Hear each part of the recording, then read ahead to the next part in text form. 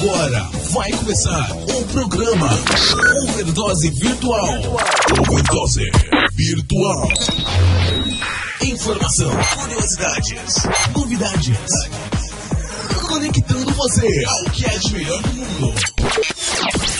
Apresentado por Lisandra Galba, Yves Mutschild, Mariel Lobo de Souza e Felipe Labanca. Live Now. Agora no ar, Overdose Virtual. Boa noite, ouvintes do Overdose Virtual. Boa noite. Estamos começando aqui mais uma edição do Overdose. Meu nome é Lisandra e hoje eu sou uma psicóloga de lupa. Boa noite, gente. Meu nome é Mariel e eu estou acompanhando o programa junto com vocês. Boa noite, pessoal. Boa noite, ouvintes. Meu nome é Felipe Labanca, eu sou publicitário hoje antenado no tema contra os espiões digitais. O programa hoje sobre o que mesmo? É sobre engenharia social. Sobre o que será que é engenharia social? Será que a gente fica fazendo o que mesmo, né? Com engenharia social? Para isso a gente tem aqui alguns feras. A gente tem até autoridade hoje aqui, né? O programa hoje está tão qualificado que o Felipe disse que está tão protegido, né? Ou a gente pode, nós, né? Usuários. Eu não sei se a gente está tão protegido ou a gente corre o risco de sair preso, né? Eu tô achando que engenharia social é um negócio pra gente construir ponte para poder chegar até as outras pessoas, não é não? É bem pensado também, né? Vamos ver. É uma das hipóteses. É uma das hipóteses. Mas não sei, ou a gente está bem protegido ou a gente corre o risco de sair preso. Vamos lá. Vamos ver o que a gente faz aqui. Quem está com a gente hoje aí? Quem tá aqui na mesa? Fala quem tá do outro lado da mesa aí, Lisandro. Nós estamos aqui com o capitão da mesa. Eu já disse que a gente precisa fazer carteirinha de habitué para o nosso querido habitué Erasmo Guimarães. Ele é perito forense digital, consultor de inteligência cibernética e MBA em Direito Eletrônico. E vou pôr aqui uma coisa que não apareceu aqui na nossa descrição aqui. Professor também de faculdade da EPD. Boa noite, Erasmo Guimarães. Boa noite, Lisandra. Boa noite, ouvintes. Boa noite, pessoal da mesa. Mais uma vez, muito obrigado por me dar a oportunidade de participar dessa discussão tão relevante para a nossa sociedade. Acredito que hoje a gente vai conseguir aí desmembrar um pouquinho dessas informações sobre esses mitos de engenharia social, né? Vamos conseguir concatenar algumas informações com questões de recursos humanos, falar um pouco de sociologia, psicologia, filosofia, história, ciência e, inclusive, abordar a tecnologia da informação, onde a engenharia social consegue trabalhar em todas essas palavras que eu citei aqui durante esses primeiros minutos. Então teremos hoje uma discussão muito interessante. Acreditamos que a gente vai conseguir aí, trazer um pouco mais de conhecimento em torno de investigação, proteção, prevenção e auxílio à sociedade com questão à preservação da sua privacidade e da sua intimidade na internet, além da sua vida pública mesmo no dia a dia. Então, acredito que vamos discutir hoje um tema muito interessante. Mais uma vez, muito obrigado. Você sabe, né? Seja bem-vindo, Erasmo Guimarães. E você sabe que quem participa 3 vezes é como no Fantástico, pede música no final. Bem, o convite está feito. É só me dar a carteirinha. A carteirinha a gente providencia depois, tá bom? Tá bom, muito obrigado, Lisandra. E temos aqui a gente tem que se comportar hoje, porque hoje a gente tem o delegado José Mariano Filho. Ele é delegado de polícia, especialista em investigação em cybercrimes.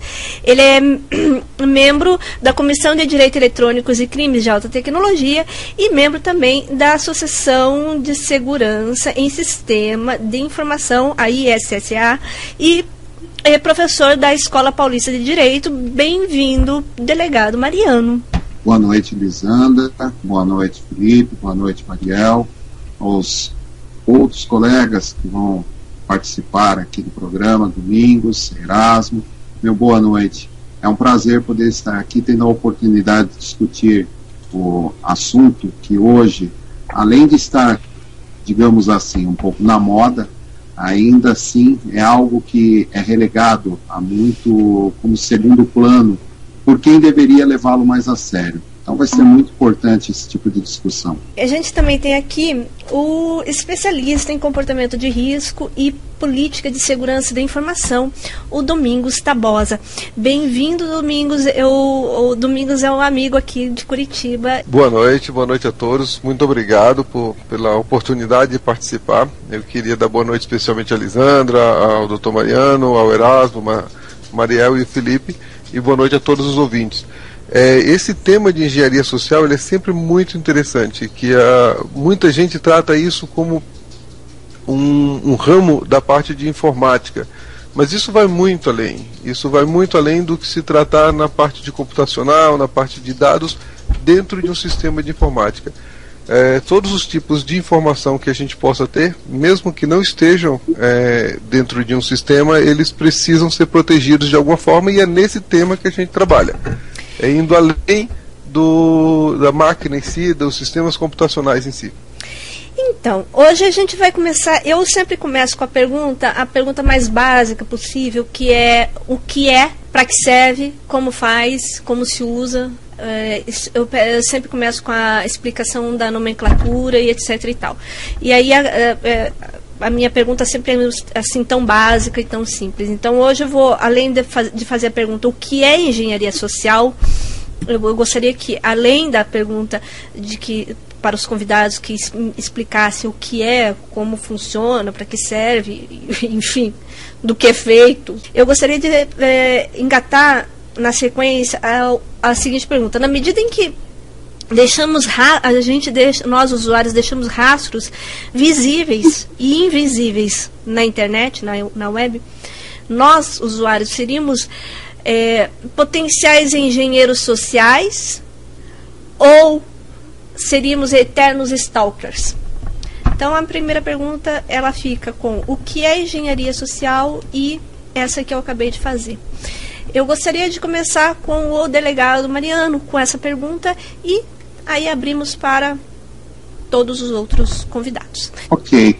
Eu poderia definir que a engenharia social, se eu fosse utilizar assim um conceito que normalmente os especialistas que estudam o comportamento humano gostam de colocar, seria algo que levaria alguém a obter, através de algum tipo de truque psicológico ou alguma artimanha, informações que permitam que ele possa ganhar acesso a algo que ele deseja.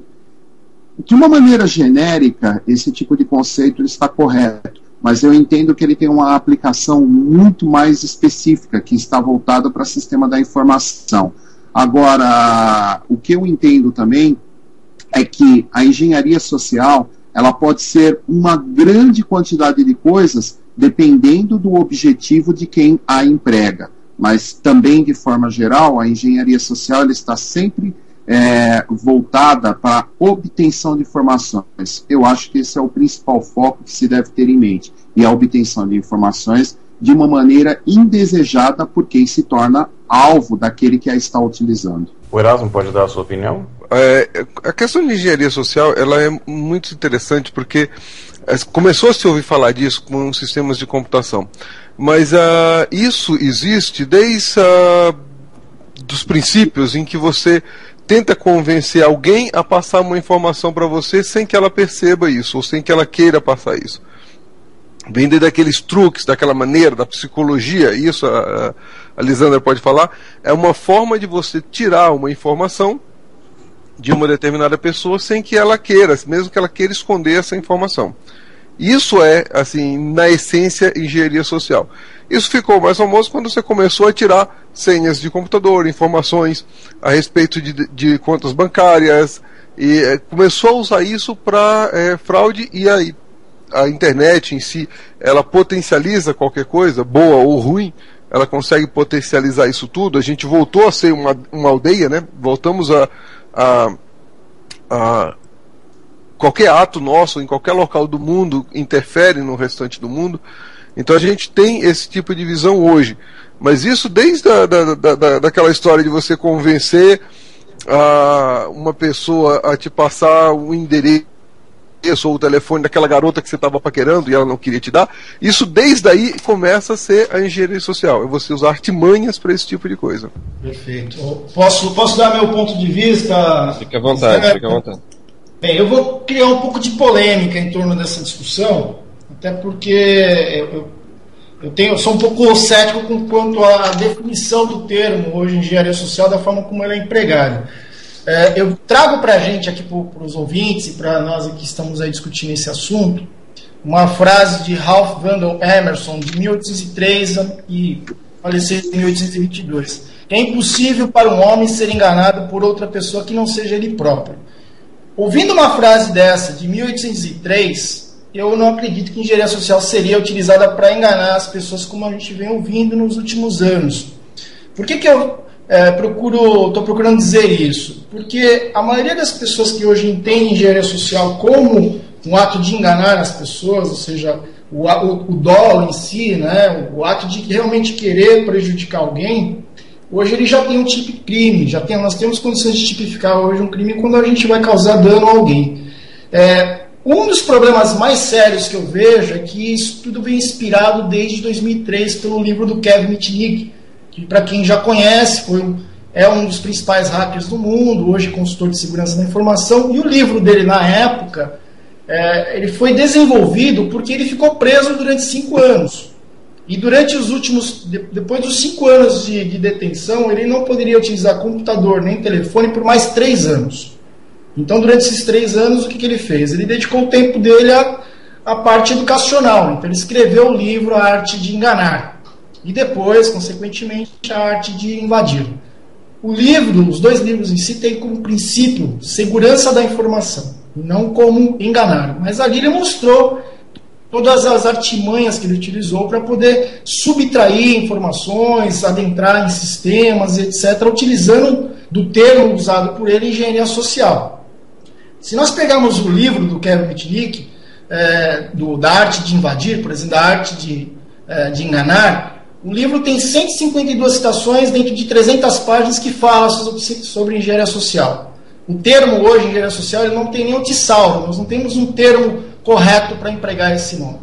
Então, quer dizer, dentro do próprio livro, que deveria ser instrumento de educação, de gestão, temos apenas 4 palavras que citam processo e apenas 3 que falam sobre investigação. Então, é um livro que, de uma certa forma, induz as pessoas a acreditarem que é para enganar as pessoas.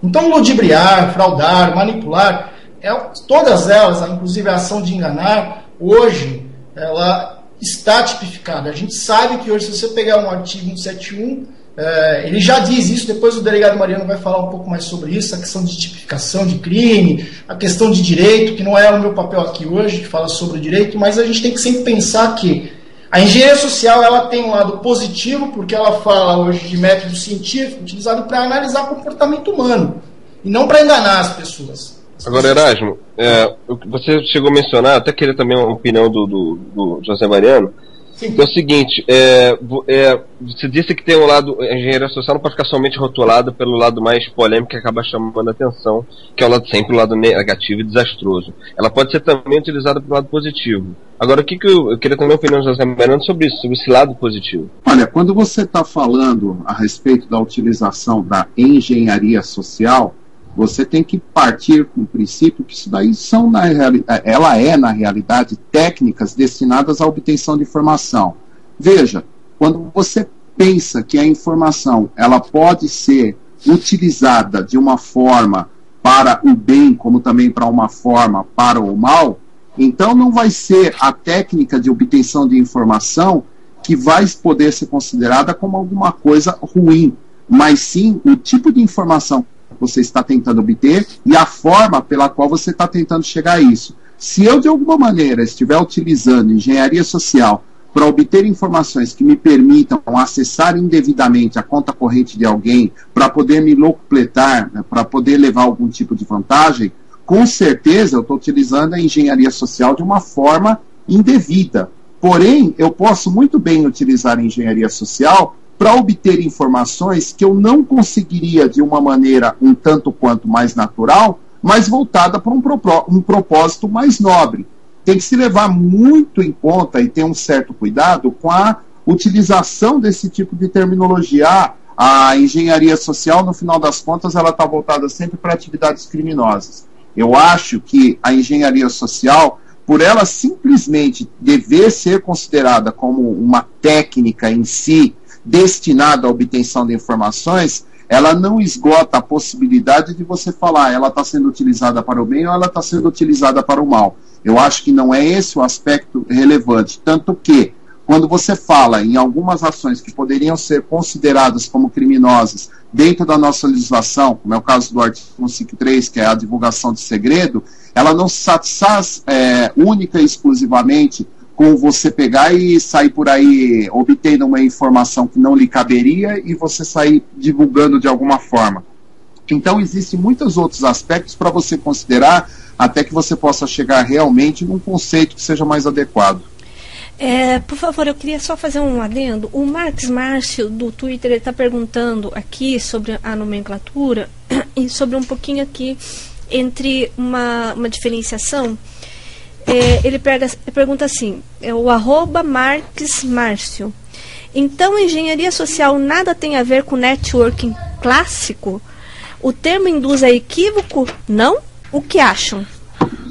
Eu queria acrescentar só um comentário concordando com o que o Dr. Mariano falou. Eu queria acrescentar uma coisa: a gente não pode nunca culpar a ferramenta pelo efeito que ela traz.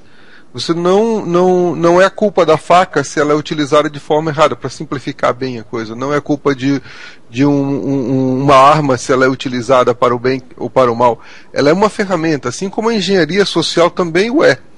Né? Se você utiliza a engenharia social para obter uma informação e vai usar essa informação de uma forma a prejudicar outras pessoas, a engenharia social não é culpada. Ela foi uma ferramenta, um instrumento para isso. Bem, Lisandra, quem que fez a pergunta? Me perdoe. @Marcos Márcio. @Marcos no Twitter. Bem interessante, tá? Marcelo, respondendo a sua pergunta, nós precisamos sempre tomar muito cuidado com o que nós vamos aprendendo nos últimos anos com questão à tecnologia em si. Né? O termo engenharia social ela é composta por duas palavras, engenharia e social. Engenharia, de fato, que vem de engenho, né? A gente tem que voltar lá na etimologia, falar um pouco da parte de latim, etc. E social, que também é derivado de sociedade.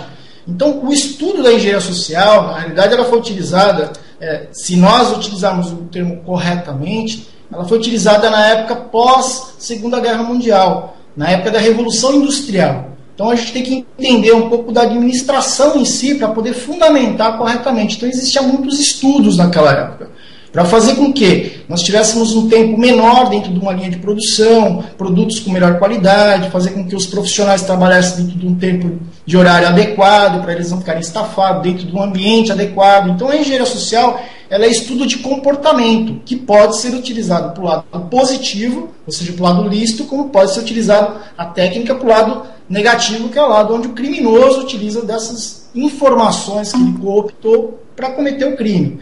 Então, o termo engenharia social em si, nós temos que saber separar bem. Ele vai até um local que ele tem a licitude, ou seja, ele é ético. E tem o outro lado que ele é o antiético, que é onde entra já a parte de crime. Por isso que aí tem os tipos criminais para ser enquadrado quem passar desse limiar. Tá? Então é só tomar um certo cuidado com as literaturas que nós temos hoje disponíveis na internet. Acho que é interessante a gente buscar um fundamento mais aprofundado, olhar a história com mais atenção. A nossa história mundial tem muita informação que fala da engenharia social de forma não explícita, mas empírica. Então esse estudo ele vem de várias pessoas. Tem Henry Ford, nós temos aí Fayol, temos muitas pessoas aí, engenheiros, sociólogos, filósofos, que já utilizavam a engenharia social na época. Até antes de Cristo, se a gente parar para pensar nesse termo. Tá? Só não existia o termo. Então hoje está sendo empregado de forma incorreta, infelizmente. Então, vamos pensar da seguinte maneira: se nós temos os dois lados, vamos tentar diferenciar exatamente esses dois para ficar mais claro para quem está nos ouvindo. Então, em primeiro lugar, vamos pegar o lado positivo. Como que alguém ou uma organização consegue reunir informações suficientes para que isso seja frutífero ou para que isso seja feito de uma de uma forma, digamos, benéfica. Eu posso responder, Mariel? Por favor, delegado. Vamos lá. Eu diria o seguinte: quando você pensa na utilização da engenharia social de uma forma adequada, ou seja, até indo para o lado da licitude, o que eu poderia mencionar logo de cara? Imagina o seguinte: você precisa obter padrões, tendências de determinados grupos voltados para uma determinada estratégia na qual você quer, ao final, difundir, divulgar ou até oferecer um determinado produto. Se você, de uma maneira assim direta, fizer a abordagem desse grupo, tentando obter as informações, o que pode vir a acontecer? Você pode ter distorções de informações, você pode ter dados que de uma maneira ou de outra podem acabar sendo tendenciosos, e aí isso não seria frutífero para o resultado final que você espera. Se você utilizar a engenharia social, você consegue começar a obter as informações que lhe são necessárias para a sua pesquisa, consegue de uma maneira muito mais espontânea chegar aos resultados que lhe interessam e, consequentemente, ter uma aplicação adequada. É essa a minha visão. Portanto, você não pode meio que demonizar. Você falou em engenharia social, você está demonizando a utilização dela ou está demonizando o tema? É óbvio que desde o momento que a internet começou a ser utilizada para pesquisa, para divulgação de informações, a gente vê uma série de conceitos que são mal utilizados. Esse é um exemplo bem claro, na minha opinião. Então, o que se torna necessário? Que as pessoas realmente verifiquem as fontes do que elas estão consumindo como informação. E no caso da engenharia social, isso se torna muito mais necessário ainda, porque, do contrário, as pessoas vão acabar demonizando termos, vão acabar obtendo conceitos que não têm nada a ver com a realidade. Fato é que a engenharia social se tornou muito mais conhecida também através da internet. Por quê? Pela utilização que determinados grupos criminosos começaram a dar a ela no sentido de obter informações que permitiriam que eles praticassem os seus golpes. Então, hoje, a visão errada das pessoas levam a crer que isso é engenharia social, quando na realidade é alguma coisa muito mais ampla. Agora, então vamos esclarecer, só um minutinho, Felipe, por favor. Só para eu entender melhor, tá? Aí você fala, Felipe, por gentileza. Okay. É o seguinte, então, pelo que eu posso concluir, ou que eu posso entender, tirando esse lado negro da engenharia social, se a gente for pensar na engenharia social do lado branco, uma organização, ou através de uma pessoa, pode reunir informações a meu respeito, como os meus hábitos, os meus costumes, o meu comportamento, para que, por exemplo, quando eu chegar numa determinada loja, seja ela virtual ou não, eu seja me oferecido o produto que eu tenho interesse, que eu tenho o costume de comprar. Ou se eu vou num determinado lugar, num restaurante, a pessoa já sabe qual o tipo de comida que eu tenho preferência, então ela já vai me oferecer aquilo. Nesse sentido, isso também é considerado engenharia social, não é? Sim, com certeza. Por quê? Porque você não está sendo sondado de uma maneira direta para dar aquele tipo de informação. Você simplesmente pode se sentir constrangido a dar um determinado tipo de informação, você pode não estar propenso naquele momento a dar aquele tipo de informação, mas, no entanto, ela se faz necessária para uma série de coisas. Ela pode ser uma forma até de satisfazer uma necessidade sua, ou até mesmo obter informações que possam solucionar um problema seu. E de uma maneira até mesmo inconsciente, você se nega ou não consegue enxergar o alcance que essa informação pode proporcionar. Isso nós estamos falando de um lado positivo da engenharia social. Entendi. Eu queria até comentar agora com o Domingos Tabosa, que queria responder um tema que já foi citado até aqui desde o início. Queria que o Domingos explicasse os voyeurs digitais, que são os stalkers. Eu queria que fosse citado esse termo, mas não explicado. Eu queria que o Domingos pudesse explicar esse termo para os nossos ouvintes. Felipe, eu gostaria que você repetisse a pergunta, por favor. Sobre a definição dos stalkers, né, os voyeurs digitais, se isso é eticamente, que lado negro da força? Que lado da força, o negro ou o branco, como o Mariel citou?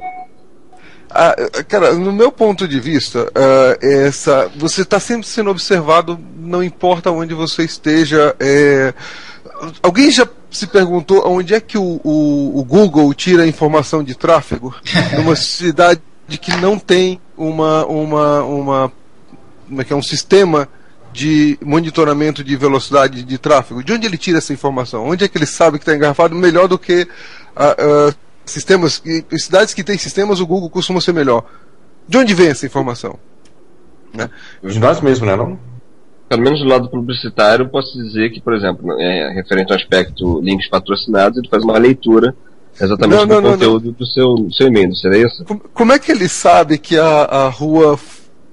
como é que ele sabe que a Paulista, naquele momento, está engarrafada entre a Brigadeiro e a sei lá, Consolação não, nem sei os nomes das ruas, mas como é que ele sabe que naquele trecho ela está engarrafada? De onde vem essa informação? A CET não tem essa informação tão detalhada. Vamos para falar de São Paulo, tem né? uma engenharia social automatizada, é isso? O que ele verifica a velocidade com que os celulares estão se deslocando. Então nós estamos sendo monitorados constantemente. Então esse voyeur digital,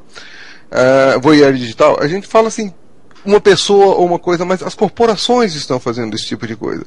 Eles sabem, hoje com o Facebook, mesmo que você não faça o check-in, o Facebook sabe onde você está. Ele não divulga, não aparece na sua conta, mas ele sabe, e eles conhecem esse tipo de coisa. E essas informações, elas estão disponíveis com um grau de ilicitude maior ou menor para quem está fazendo marketing, para quem cuida disso. Você bem sabe que você consegue nos links patrocinados esse tipo de informação e que você consegue saber o que não uma pessoa especificamente, mas as pessoas que habitam determinada área ou que frequentam determinado região da cidade, o que elas costumam consumir. Todos nós sabemos isso, né? E todo mundo sabe que quem frequenta shoppings de alto luxo costumam consumir coisas de alto luxo. Isso é óbvio, né?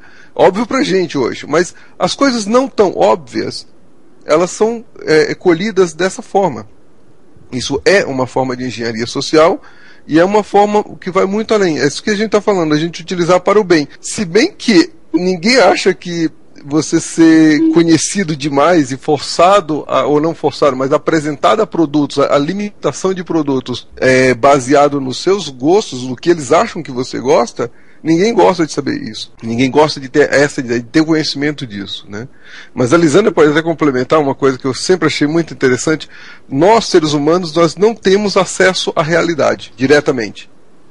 A realidade, qualquer realidade que seja, ela passa pelos nossos filtros de infância, filtro cultural, filtros religiosos, todos os nossos filtros. Se você mostrar a mesma cena para 10 pessoas, as 10 pessoas vão ter atitudes e ideias diferentes em relação àquela cena. Tá? Então, é esse tipo de coisa. O que acontece? Nós somos guiados para as compras. Existe uma engenharia muito grande dentro de supermercado de onde posicionar o produto para que o consumidor consuma mais aquela determinada marca ou outra. Todos sabemos disso, trata isso bastante. Por favor, então, esse tipo de coisa eu acho importante que a gente esteja atento a esse tipo de informação. Por favor, Erasmo. Obrigado pela oportunidade da palavra. Eu só queria pegar aquele gancho que vocês comentaram sobre a questão das empresas utilizarem a engenharia social para melhorar processos, né? Se a gente parar para analisar, as empresas utilizam da engenharia social o tempo todo, não com esse termo engenharia social. Né? A maioria das grandes empresas, as empresas que possuem maturidade administrativa, elas possuem processos bem desenhados. Que a gente pode dizer que é uma empresa que possui gestão. Então ela tem organização, ela tem método para se criar as coisas dentro da empresa e para se desenvolver algum tipo de produto, até mesmo para entregar um produto. Hoje logística, por exemplo, uma empresa entregar um determinado produto em determinada região do país, ela tem todo um planejamento estratégico por trás para que esse produto chegue com o menor custo para essa empresa, ou com as menores despesas possíveis. Então é feito sim um trabalho de engenharia social em forma de processo, ou seja, a gente fala de BPM, né, Business Process Management, é uma forma de gerenciar esses processos. Muitas empresas tem perda de produtividade por não ter processos bem definidos e bem desenhados. Tem funcionários que são contratados para entrar numa empresa às 9 horas e sair às 17 horas, e ele começa a trabalhar praticamente ao meio-dia. Por quê? Porque o processo desse funcionário não está claro. Ele deveria entrar às 9 horas, realizar as atividades dele até às 10, às 10h30 tal outra atividade, usar tais sistemas homologados, etc. Então, por não ter processo, ele faz do jeito que ele quer. Você faz de forma empírica. E isso, o produto sai do jeito que ele acha que é melhor para ele, não que é o melhor para a empresa. Por isso a importância da engenharia social, para ela poder analisar esses comportamentos humanos dentro das empresas, gerar um processo muito bem desenhado, testar esse processo e verificar se ele é benéfico ou não para a empresa e tomar uma decisão com base nessas informações. Então é nítido que a engenharia social, quando muito bem empregada, por profissionais que conheçam psicologia, um pouco da filosofia, gestão, principalmente gestão, que é fundamental, esses processos vão ser muito bem desenhados e todo mundo ganha. Todo processo criativo dentro da empresa, o processo produtivo ganha com isso. A empresa fatura, o cliente ganha com qualidade do produto, o mercado ganha, vai ter menos processos em cima da qualidade da empresa, a empresa vai ter menos processos jurídicos por conta da má qualidade do produto, enfim. Então é um processo que todo mundo trabalha em conjunto. E nós fazemos isso o tempo todo, nós somos sim engenheiros sociais o tempo todo.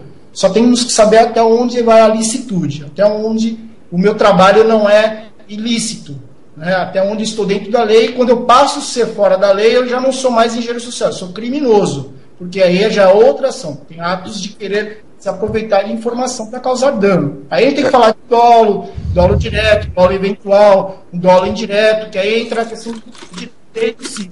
E é um outro problema sério, o delegado Mariano falou sobre isso, que é a desinformação da sociedade com questões de aspectos legais.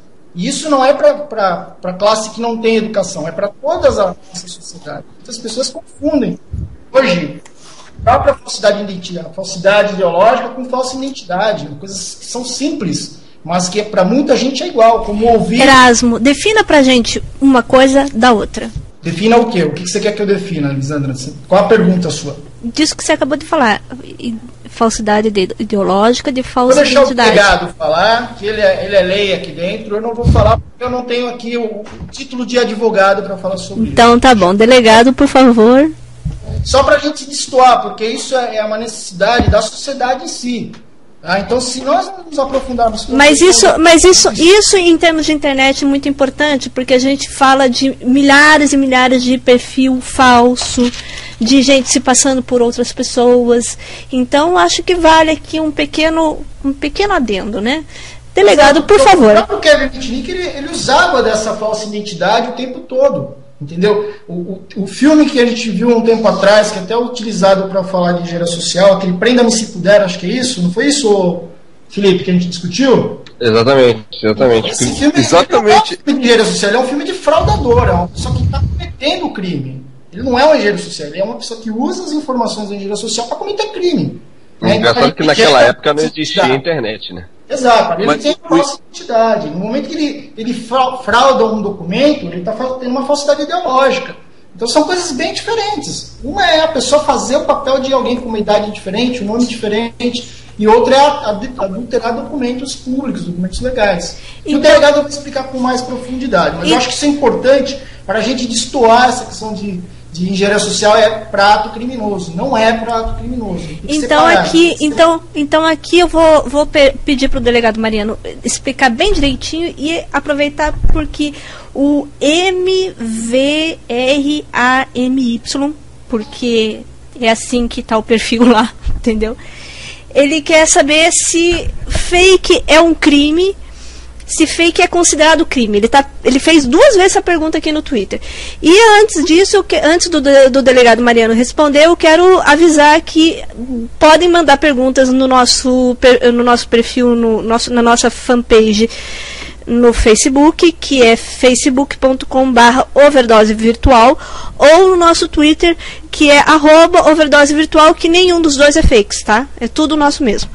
E vocês podem mandar lá que a gente repassa aqui. As perguntas que estão sendo mandadas através do...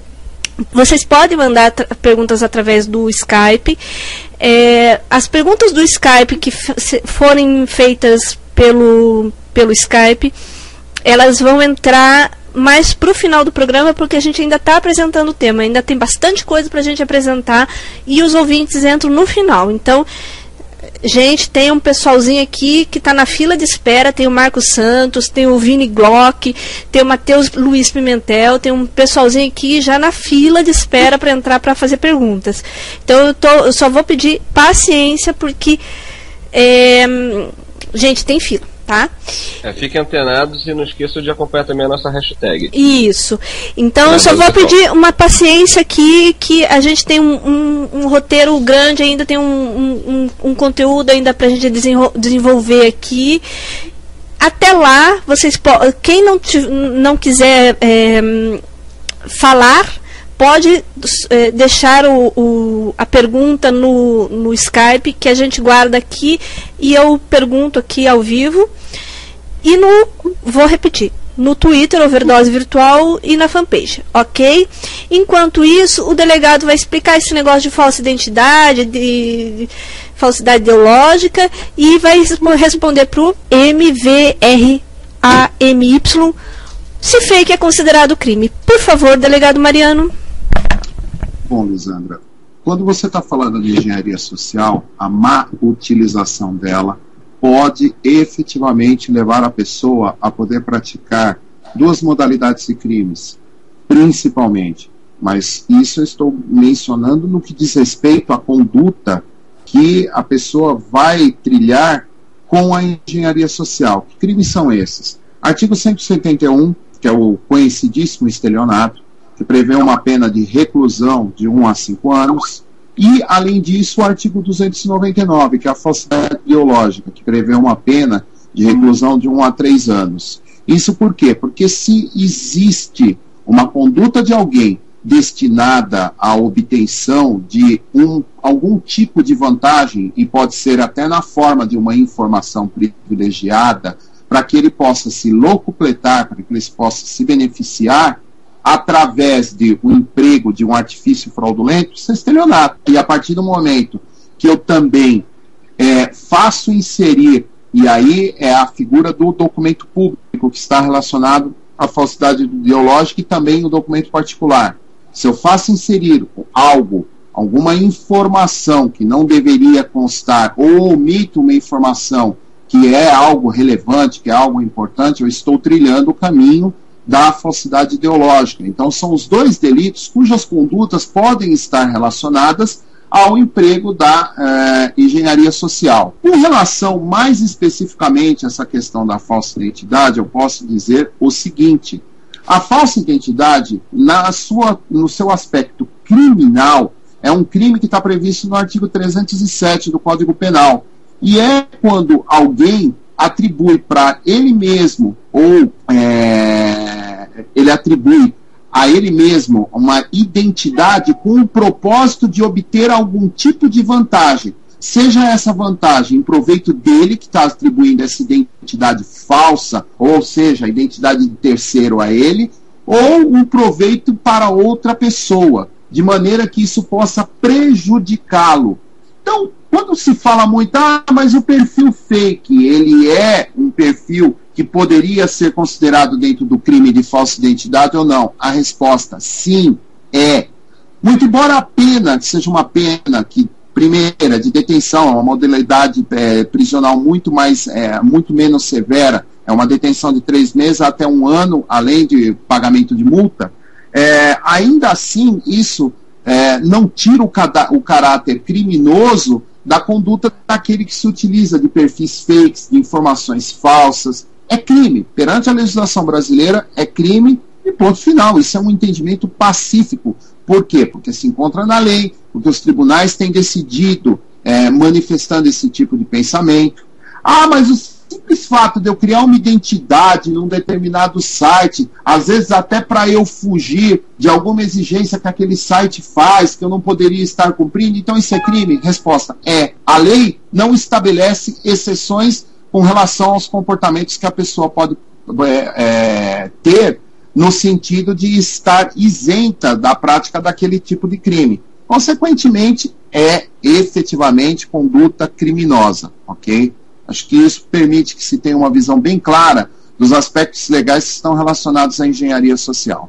Fundamental isso que o senhor está falando, delegado, porque e bem esclarecedor, porque tem muita gente que se julga inocente ou acredita que é apenas uma brincadeira sutil se passar por uma outra pessoa, mesmo que seja uma pessoa que não exista, mas se fazer passar por uma outra pessoa para poder, digamos assim, fuxicar, investigar alguma coisa, acessar outras páginas sem que ela seja descoberta, e por mais que ela esteja fazendo aquilo, digamos, com a consciência limpa, entre aspas, então é importante deixar claro isso que o senhor acabou de falar, é crime. Pois é, Mariel, o que eu posso dizer é o seguinte: numa situação como essa, os fins não justificam os meios que estão sendo empregados. É uma situação clara de que, se você adota um comportamento, por mais relevante que ele possa parecer, ainda assim, se ele estiver contrário ao que está descrito na lei, consequentemente é crime. Não existe isenção. Então as pessoas precisam ter uma visão um tanto quanto mais clara para que possa entender que, mas todo mundo faz, todo mundo está incidindo no crime, todo mundo está incidindo no crime. Se todo mundo não fizesse, não estariam incidindo nas penas relacionadas àquele crime. Então eu posso ser processado? Você pode ser processado. Então eu posso ser preso? Eventualmente não, porque isso seria considerado um crime de menor potencial ofensivo, mas que sujeita aquela pessoa que praticou essa conduta a penas que estão estabelecidas em lei. Isso tem que ficar muito claro na cabeça de todos os nossos ouvintes. Só para complementar o que o Erasmo tinha citado sobre a questão da gestão das empresas, levantando o termo benchmarking, que é muito utilizado pelas empresas exatamente para copiar processos, onde ela vai ter que fazer uma pesquisa exatamente de como é que são os processos das outras empresas e aplicar na sua gestão. Então, com certeza, ela terá que fazer vamos dizer, entre aspas, ela terá que fuxicar, né, entre aspas, um termo popular, para as outras empresas para saber como é que a outra está se desenvolvendo e ela ter o mesmo tipo de comportamento. Então, nesse caso, enfim, você vai ter uma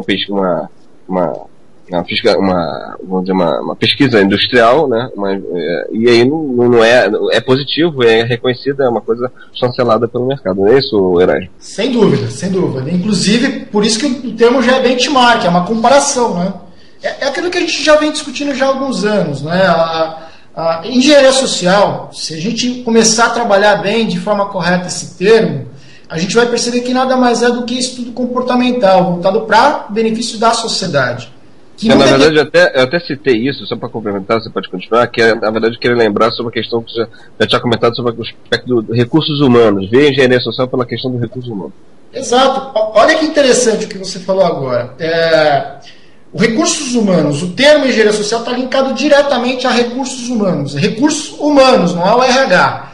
Recursos humanos é oferecer ao colaborador ou à pessoa em si condição dela poder ter uma vida melhor, dela poder produzir de forma melhor, mais adequada. Né? Não é o que é empregado nas empresas hoje. As empresas elas utilizam hoje o RH ainda, não é o recursos humanos mesmo para gerar condição do colaborador trabalhar de forma mais adequada. Erasmo, só vou interromper você rapidinho, porque a Lisandra parece que quer passar um recado para a gente. Fala aí, Lisandra. O doutor... Perdão, o delegado Mariano, a advogada Leine Souza, ela está perguntando aqui pra gente qual o artigo da lei que diz que o perfil fake é crime. Olha, o artigo 307 do Código Penal, ele fala a respeito do crime da falsa identidade. Ele menciona, se eu não estou enganado, que eu não estou com o Código Penal aqui aberto no momento, mas, se não me engano, ele fala a respeito de atribuir-se ou atribuir a terceiro uma falsa identidade com o objetivo de obter vantagem em proveito próprio ou alheio com o fim de causar dano a outro. Se não me engano, esse é o texto do artigo 307 do Código Penal. Porque estão achando que por questão do nome fake nem existia nessa época, né? Então o fake quer dizer falso, né? Tá claro, né? É algo que não é verdadeiro.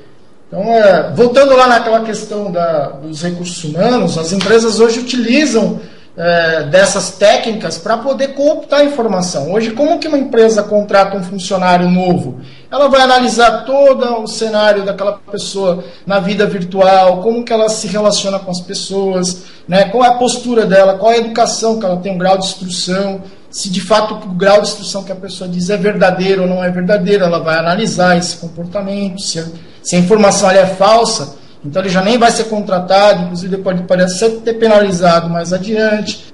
Então a engenharia social está o tempo todo sendo trabalhada dentro das empresas. Mitigação de fraude, um grande exemplo. Como que eu vou mitigar uma fraude dentro de uma empresa? Acompanhando o comportamento dos meus colaboradores. No momento que eu peço para alguém pegar um táxi da Avenida Paulista até ali no começo da Avenida Paulista, ali próximo da Consolação, até o finalzinho dela no Paraíso, e eu sei que gasta R$15 para esse táxi, por que eu estou recebendo um recibo de R$25? Né? Então, esse comportamento de análise, a engenharia social faz o tempo todo isso, é mitigar o tempo todo o que está diferente do comportamento habitual. Mudou alguma coisa? Vamos apurar, para ver onde nós estamos errando no processo. E se a gente não mitiga esses problemas, ele vira um problema crônico dentro das empresas. E aí todo mundo vai querer fazer a mesma coisa. A empresa está perdendo em produtividade e perdendo em receita. E aí esse funcionário gera dano para a empresa, para a imagem, para o institucional, enfim, e até para ele mesmo, né?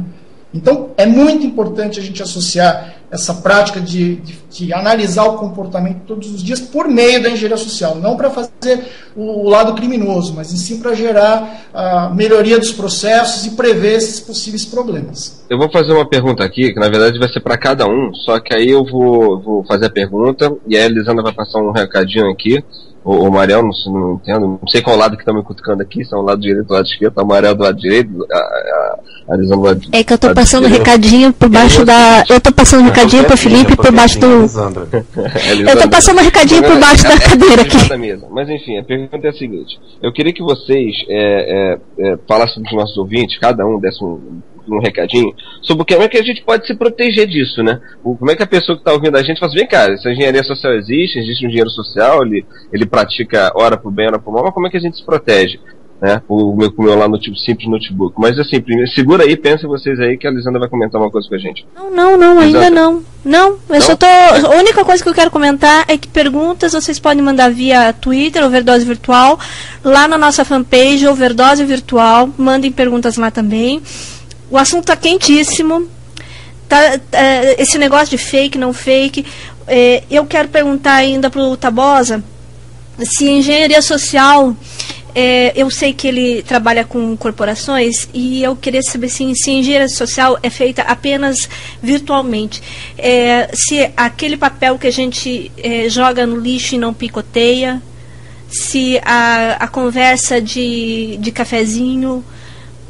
também não é uma engenharia social. Só complementando que fez uma pergunta parecida, não posso deixar de citar, que senão seria redundância. O Alan K10 Maluco perguntou isso pra gente via Twitter também, só para complementar, já que era o mesmo tipo de pergunta. Perfeito. Quando você pega uma informação, aí você tem um outro conceito que eu costumo trabalhar, gosto de trabalhar nas empresas, que é o seguinte, a gente tem um conceito de informação que vazou. Alguém deixou essa informação de uma maneira frágil e essa informação foi capturada por uma outra pessoa e, sei lá, revirando lixo, ouvindo bate-papo em cabeleireiros das esposas dos CIOs ou das próprias CIO, CTO, CXO da vida. A gente tem esse tipo de informação. Isso aí é um vazamento de informação. O cara está ali, por acaso, oportunamente vendo ali. A engenharia social, um conceito que eu trabalho, ela é muito mais de alguém, do engenheiro social, procurar a informação.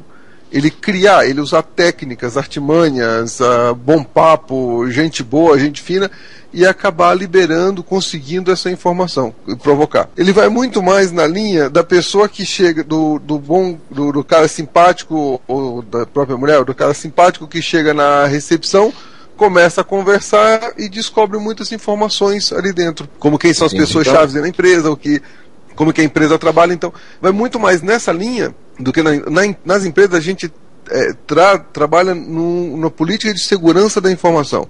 Então a gente vai em todas as linhas. Primeira linha é não deixa a informação vazar. Se você vai para uma reunião e anota um papel lá, pega um papel para anotar a reunião, tem certas coisas importantes ali, se você passa tudo isso para o computador, manda criptografado via e-mail para que todo mundo participe, pega aquele papelzinho e joga fora, desleixadamente.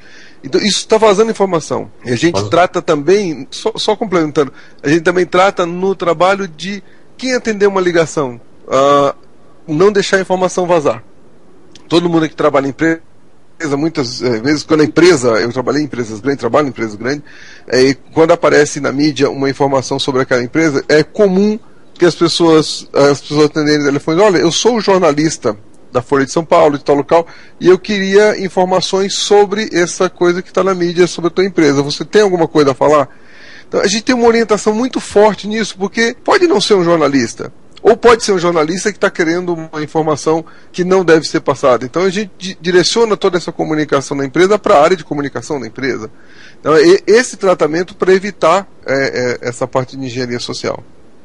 Ô Domingos, uma coisa interessante, quando a gente está, por exemplo, vou citar um caso que eu vi algumas vezes, uma pessoa que se candidata a uma entrevista para emprego, é prudente que ela chegue na empresa já sabendo alguma coisa a respeito. Então ela liga para a secretária e pergunta algumas coisas e investiga, joga verde para colher maduro, dizendo no popular. Obviamente ele está obtendo algumas informações e ele vai se aproveitar disso, ele vai tirar um proveito, porque durante a entrevista ele vai passar uma imagem de que ele conhece um pouco mais da empresa do que realmente é. Isso também pode ser considerado engenharia social, e ainda, ela é branca ou é negra? Então, assim, isso acontece o tempo todo. São técnicas, você precisa conhecer. Eu trabalho com vendas. Quando eu vou visitar o cliente, quando eu vou numa empresa nova, eu faço um estudo extensivo sobre essa empresa. Eu vou na internet, verifico o que tem. Eu eventualmente ligo para alguns amigos meus que estão no LinkedIn, que já trabalharam ou trabalham nela, e pego diversas informações. E informações, às vezes eu faço, dependendo do nível da pessoa, eu faço perguntas. Olha, eu vou falar com Zé da Silva na empresa tal. Como é que ele é? Qual que é o approach que eu devo levar nele? Como é que é o estilo de negociação dele? Porque você precisa se preparar para essas coisas. Isso é engenharia social, sim. Agora, eu volto de novo. É uma técnica. Engenharia social é uma técnica, uma ferramenta. Se você vai usá-la para o bem ou para o mal, aí você começa a cometer ou não crime.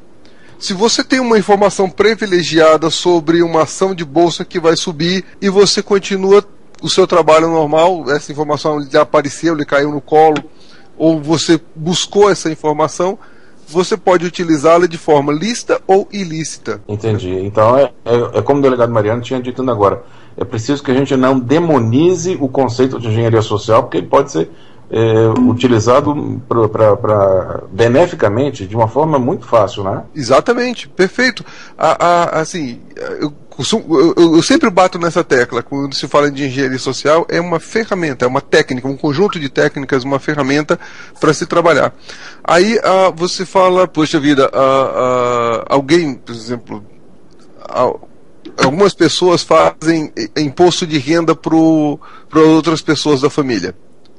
Tem um amigo meu, um primo, que ele faz meu imposto de renda, tem o meu sobrinho, tem o meu cunhado, o meu genro, que faz o meu imposto de renda.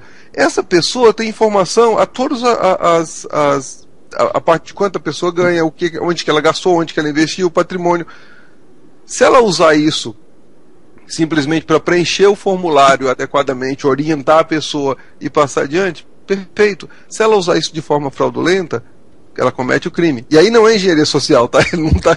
Ele tem acesso a uma informação que deve ser sigilosa para a pessoa, mas que a pessoa de livre e espontânea vontade foi lá e abriu para ela porque confia nela. Basicamente. Entendi. Eu tenho ainda... A gente vai abrir para as perguntas dos ouvintes daqui a pouquinho. Antes disso, eu tenho a pergunta ainda... É uma junção, vou fazer um compilado aqui de perguntas. Vou juntar ainda o MVRAMI. Ele agora não é mais... Acho que ele ficou com medo de virar de ser um criminoso. E agora ele virou Marcos Vinícius Sá. E ele está perguntando aqui primeiro ele agradeceu por ter respondido a pergunta dele, e só para avisar que acho que, né, ele mudou de MVRMAI para Marcos Vinícius Sá. A doutora Lene Souza, ela diz assim, qual o artigo da considerando isso, ela pergunta assim, só um minuto, que ela está com o livro do Damásio de Jesus aqui, com o Código Penal anotado, e o conceito de identidade dito por ele é bem diferente, não entra fake, mas enfim. O que é identidade? Se o fake não pode... se o fake não pode apenas anonimato ou codinome, pois é permitido por lei a pessoa ter pseudônimo. Ela pergunta isso. Para quem que é a pergunta, Lisandra? Pro delegado. Aí o Marcos Vinícius Sá pergunta, como a gente poderia denunciar os fakes e os sites que pegam informações sigilosas e como se proteger? E aí eu pergunto, o fake aí fica como em termos legais? A ele cabe a legislação que protege quem não é um fake? Bom, então, e aí ela pergunta, só um minutinho, delegado, e aí ela pergunta, então o delegado entende que o perfil fake na internet é sinônimo de identidade? Bom, vamos lá. Eu vou ter que aprofundar um pouco mais essa análise relacionada ao que poderia ser considerado identidade. Quando eu mencionei que o perfil fake estaria incidindo no artigo 387, eu fiz uma maneira genérica, levando em consideração o que eu poderia considerar como condutas criminosas. Para responder de uma maneira bem clara, eu tenho que dizer o seguinte: para o direito, o que é identidade? Identidade é simplesmente aquilo que individualiza uma pessoa, que torna uma pessoa como única, de uma maneira que ela fique particularizada, ok?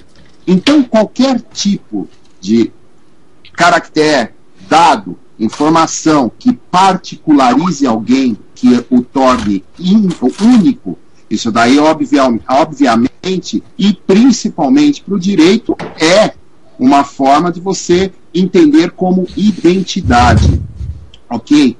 Quando eu estou mencionando o artigo 307, que é atribuir a terceiro falsa identidade, e nesse caso tem uma finalidade específica, que é a obtenção de vantagem para ele ou para outra pessoa, eu estou mencionando que o artigo 307 ele é uma forma de falsidade, no caso, não mais documental, também não é uma falsidade assim material, mas sim uma falsidade pessoal. É quando alguém, a respeito da sua própria identidade ou da identidade de terceiro, ele cria uma informação indevida para obter uma vantagem qualquer, para causar um dano, ok? Então, esse é o entendimento com relação à criação dos perfis falsos.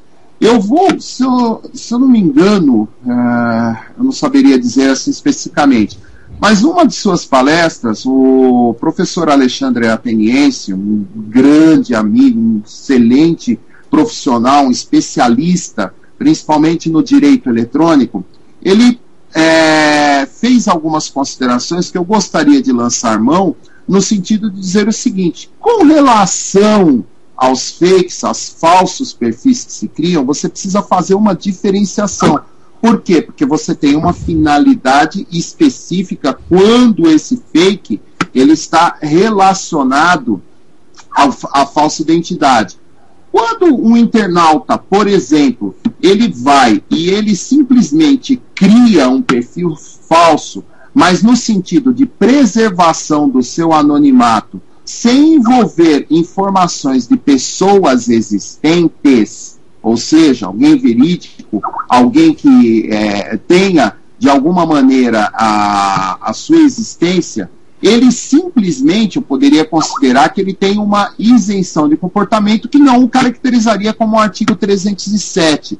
Mas, porém, se o fake criado é de uma pessoa real, esteja ela, sei lá, se é uma pessoa viva ou que já existiu, uma pessoa morta, no caso, nesse caso, ele está praticando a conduta delituosa, ok? Então, existem alguns casos que têm que ser particularizados. Quando você fala disso, não se trata de uma questão de você falar, mas então o meu perfil na internet assume a mesma importância das informações que contém o cadastro de identificação civil das pessoas dentro dos institutos de identificação. Veja, existem algumas diferenças que o Código Penal estabelece no que diz respeito aos tipos de falsidades. E, consequentemente, a falsa identidade, o crime do artigo 307, ele está capitulado como sendo um comportamento e, consequentemente, uma falsidade de natureza pessoal. Então, evidentemente, aquele que cria um perfil falso na internet dentro dessas condições está realmente praticando uma conduta delituosa. Ô, José Mariano, eu queria seguinte, complementar isso, não poderia deixar de citar que uma revista há pouco tempo criou uma polêmica, eu também não vou citar o nome da revista, mas enfim, que afirma que certos denuncia, né, e esse é o papel dela também, dizendo que muitas empresas criam perfis falsos via Twitter ou via Facebook para criar comentários falsos, ou seja, cria isso ou através de um robô, né, enfim, um sistema que faz isso automatizado, ou faz isso contratando pessoas, né, e aí isso vai danificando a verba que você coloca na AdSense ou a verba dos links patrocinados, enfim, isso vai denegrindo a imagem de terceiros, e isso está sendo feito assim, foi mencionado, né, que isso é feito a Deus dará. E aí isso se inclui nisso que você está comentando, e aí eu queria passar a bola para a Lisandra, que quer fazer um comentário, e depois para a Erasmo. Não, o meu não é comentário, Felipe. Eu estou aqui na fila esperando pra gente mandar os ouvintes aí pro ar. Ah, é? Não, eu queria fazer um comentário. Eu gostaria de fazer um comentário. Tudo bem, então vamos fazer assim, o José Mariano responde então se isso se enquadra sobre o que a revista mencionou, essa situação, porque também é referente à comunicação e ao marketing, e aí o senhor Erasmo quiser comentar e depois o Domingo vai em seguida para a gente encaixar os ouvintes. Vamos lá, vou ser rápido, eu sei que o nosso tempo é precioso, mas eu posso te dizer o seguinte, no momento em que alguém está atribuindo uma falsa informação com uma finalidade específica, obter uma vantagem, ela está incidindo nas penas combinadas ao crime. No caso, aí há que se identificar muito bem, porque existe uma certa complexidade quanto a esse tipo de comportamento que você está descrevendo. E a questão da responsabilidade, da individualização da responsabilidade, ela pode ser um pouco tormentosa. Mas eu repito, a partir do momento em que você cria uma falsa identidade, ou seja, uma identificação, uma individualização falsa e com um propósito específico, que é a obtenção de uma vantagem, você está incidindo nas penas combinadas ao crime. Agora, perfeito. Eras? Opa, tudo bem? Bem, eu acho que a gente chegou num momento importante agora dessa discussão. O Mariano comentou também de forma bem clara. Eu acho que a gente começou agora a falar em engenharia social de fato, porque a gente teve que mostrar aí questão de aspectos legais, falar de sociologia, filosofia em si, gestão, administração, né, benchmarking, o próprio termo. Então a gente tem que agora começar a perceber que, do mesmo jeito como foi falado alguns anos atrás, que hacker e cracker era a mesma coisa, e a gente vem trabalhando para separar esses dois termos, né, onde tem a licitude, onde tem a ilicitude, para não classificar o profissional que é um habilidoso em tecnologia, etc., com aquele que é criminoso, que usa a mesma tecnologia para cometer o crime. Então, eu acho que isso tem que ficar claro nos próximos anos, senão nós vamos ter uma próxima geração totalmente equivocada com tudo que se fala de tecnologia da informação. A questão da ilicitude, de usar técnicas para poder utilizar a verba de outros sites, né, ou tentando usar robôs para isso, cabe depois também à empresa fazer essa mitigação. Por isso a importância dessa engenharia, dessa investigação. Né? Se a empresa simplesmente não mitiga os problemas que tem com estratégias da empresa, ela simplesmente está indo por sorte, por tentativa de sorte e erro. Né? Está tudo bem, vamos tranquilo, mas ela tem que sempre lembrar que tem um concorrente que está esperando uma informação ali vazar, ou não, ou até mesmo não vazar, entendeu? Uma informação que está disponível na internet. Se eu perguntar para os amigos agora, quem é que esteve na Casa Filé, por exemplo, Phil Morrito, uma steakhouse, lá por mais ou menos dia 6/5 de 2012, dos amigos que estão aqui falando. Um de vocês sabe quem esteve lá. Essa informação é pública, está na internet, não precisa de engenharia social para saber que essa pessoa esteve nesse local em determinada hora. A pessoa foi lá e deu um check-in. Então as empresas estão usando de todas as ferramentas possíveis para cooptar informações para gerar boas estratégias. E mais, a gente precisa tomar cuidado com o termo engenharia social, porque no momento que eu acho que eu estou enganando alguém, como as pessoas dizem, né, você pode estar sendo enganado com desinformação. Tá? Então, quer dizer, a pessoa tem que ter um bom senso para saber o que está buscando de informação. Tá? O social pode estar sendo enganado. Mas vamos lá, Domingos. Exatamente, porque existe o que a gente chama de contra-inteligência. Eu não vou te dar todas as informações, eu vou gerar uma informação falsa no mercado para você aceitar aquilo como uma verdade. Isso acontece. Ok, Domingos, pode falar. Para fazer a mineração dessas informações o tempo todo. Né? Eu queria só pegar um gancho que eu estava falando com a Lisandra, a questão da falsidade ideológica, ou mesmo da falsa identidade. A grande maioria de nós, internautas, não lemos os termos de uso. É um erro gritante esse. Se a gente pegar lá o termo do próprio Facebook, ele está claro lá. Se vocês puderem depois passar para os ouvintes, né, o termo ele é muito claro, ele não deixa brecha. Está lá, registro e segurança da conta. Você não deve usar o Facebook se for menor de 13 anos. Todo mundo usa e tem pais que incentivam os filhos a usar. Essa é uma boa dica que você deu exatamente naquela pergunta que eu fiz, que até o José Mariano acho que não chegou a comentar sobre que dicas a dar sobre o que fazer, né, para o usuário, para ele se proteger em relação a engenheiros sociais com fim para o mal. Mas enfim, eu queria muito saber a opinião do Domingos Tabosa sobre o que a gente conversou agora. Eu estava aqui na fila porque o delegado citou uma coisa muito interessante que eu acho que é importante que a gente tipifique que toda vida que você acessa ou se cadastra em uma rede social e você não coloca o seu nome verdadeiro, tem que ficar claro que isso não necessariamente é crime. Você pode usar apelido para isso, você tem uma individualização. Rede social para criança, por exemplo. Inclusive nos próprios termos, na hora que você se cadastra numa rede social para criança, eles falam, não use o seu nome verdadeiro e não dê informações pessoais aqui, não cadastre informações pessoais nesse site. Que é justamente para esse tipo de coisa. Quando a gente está falando de rede social de adulto, aí sim, você tem toda essa problemática. Eu acho que é muito mais importante a gente entender para que foi criado aquele perfil com um nome diferente, com informações diferentes. Qual que é o objetivo de criar?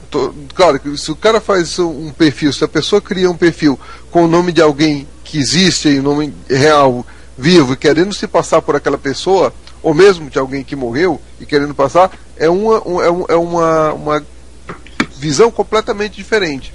Mas se a pessoa criou um perfil com um apelido, esse que a Lisandra até comentou, ele colocou as iniciais do nome dele, e depois ele colocou o nome inteiro, se ele colocou aquilo, individualizou, e ele está ali com as informações dele.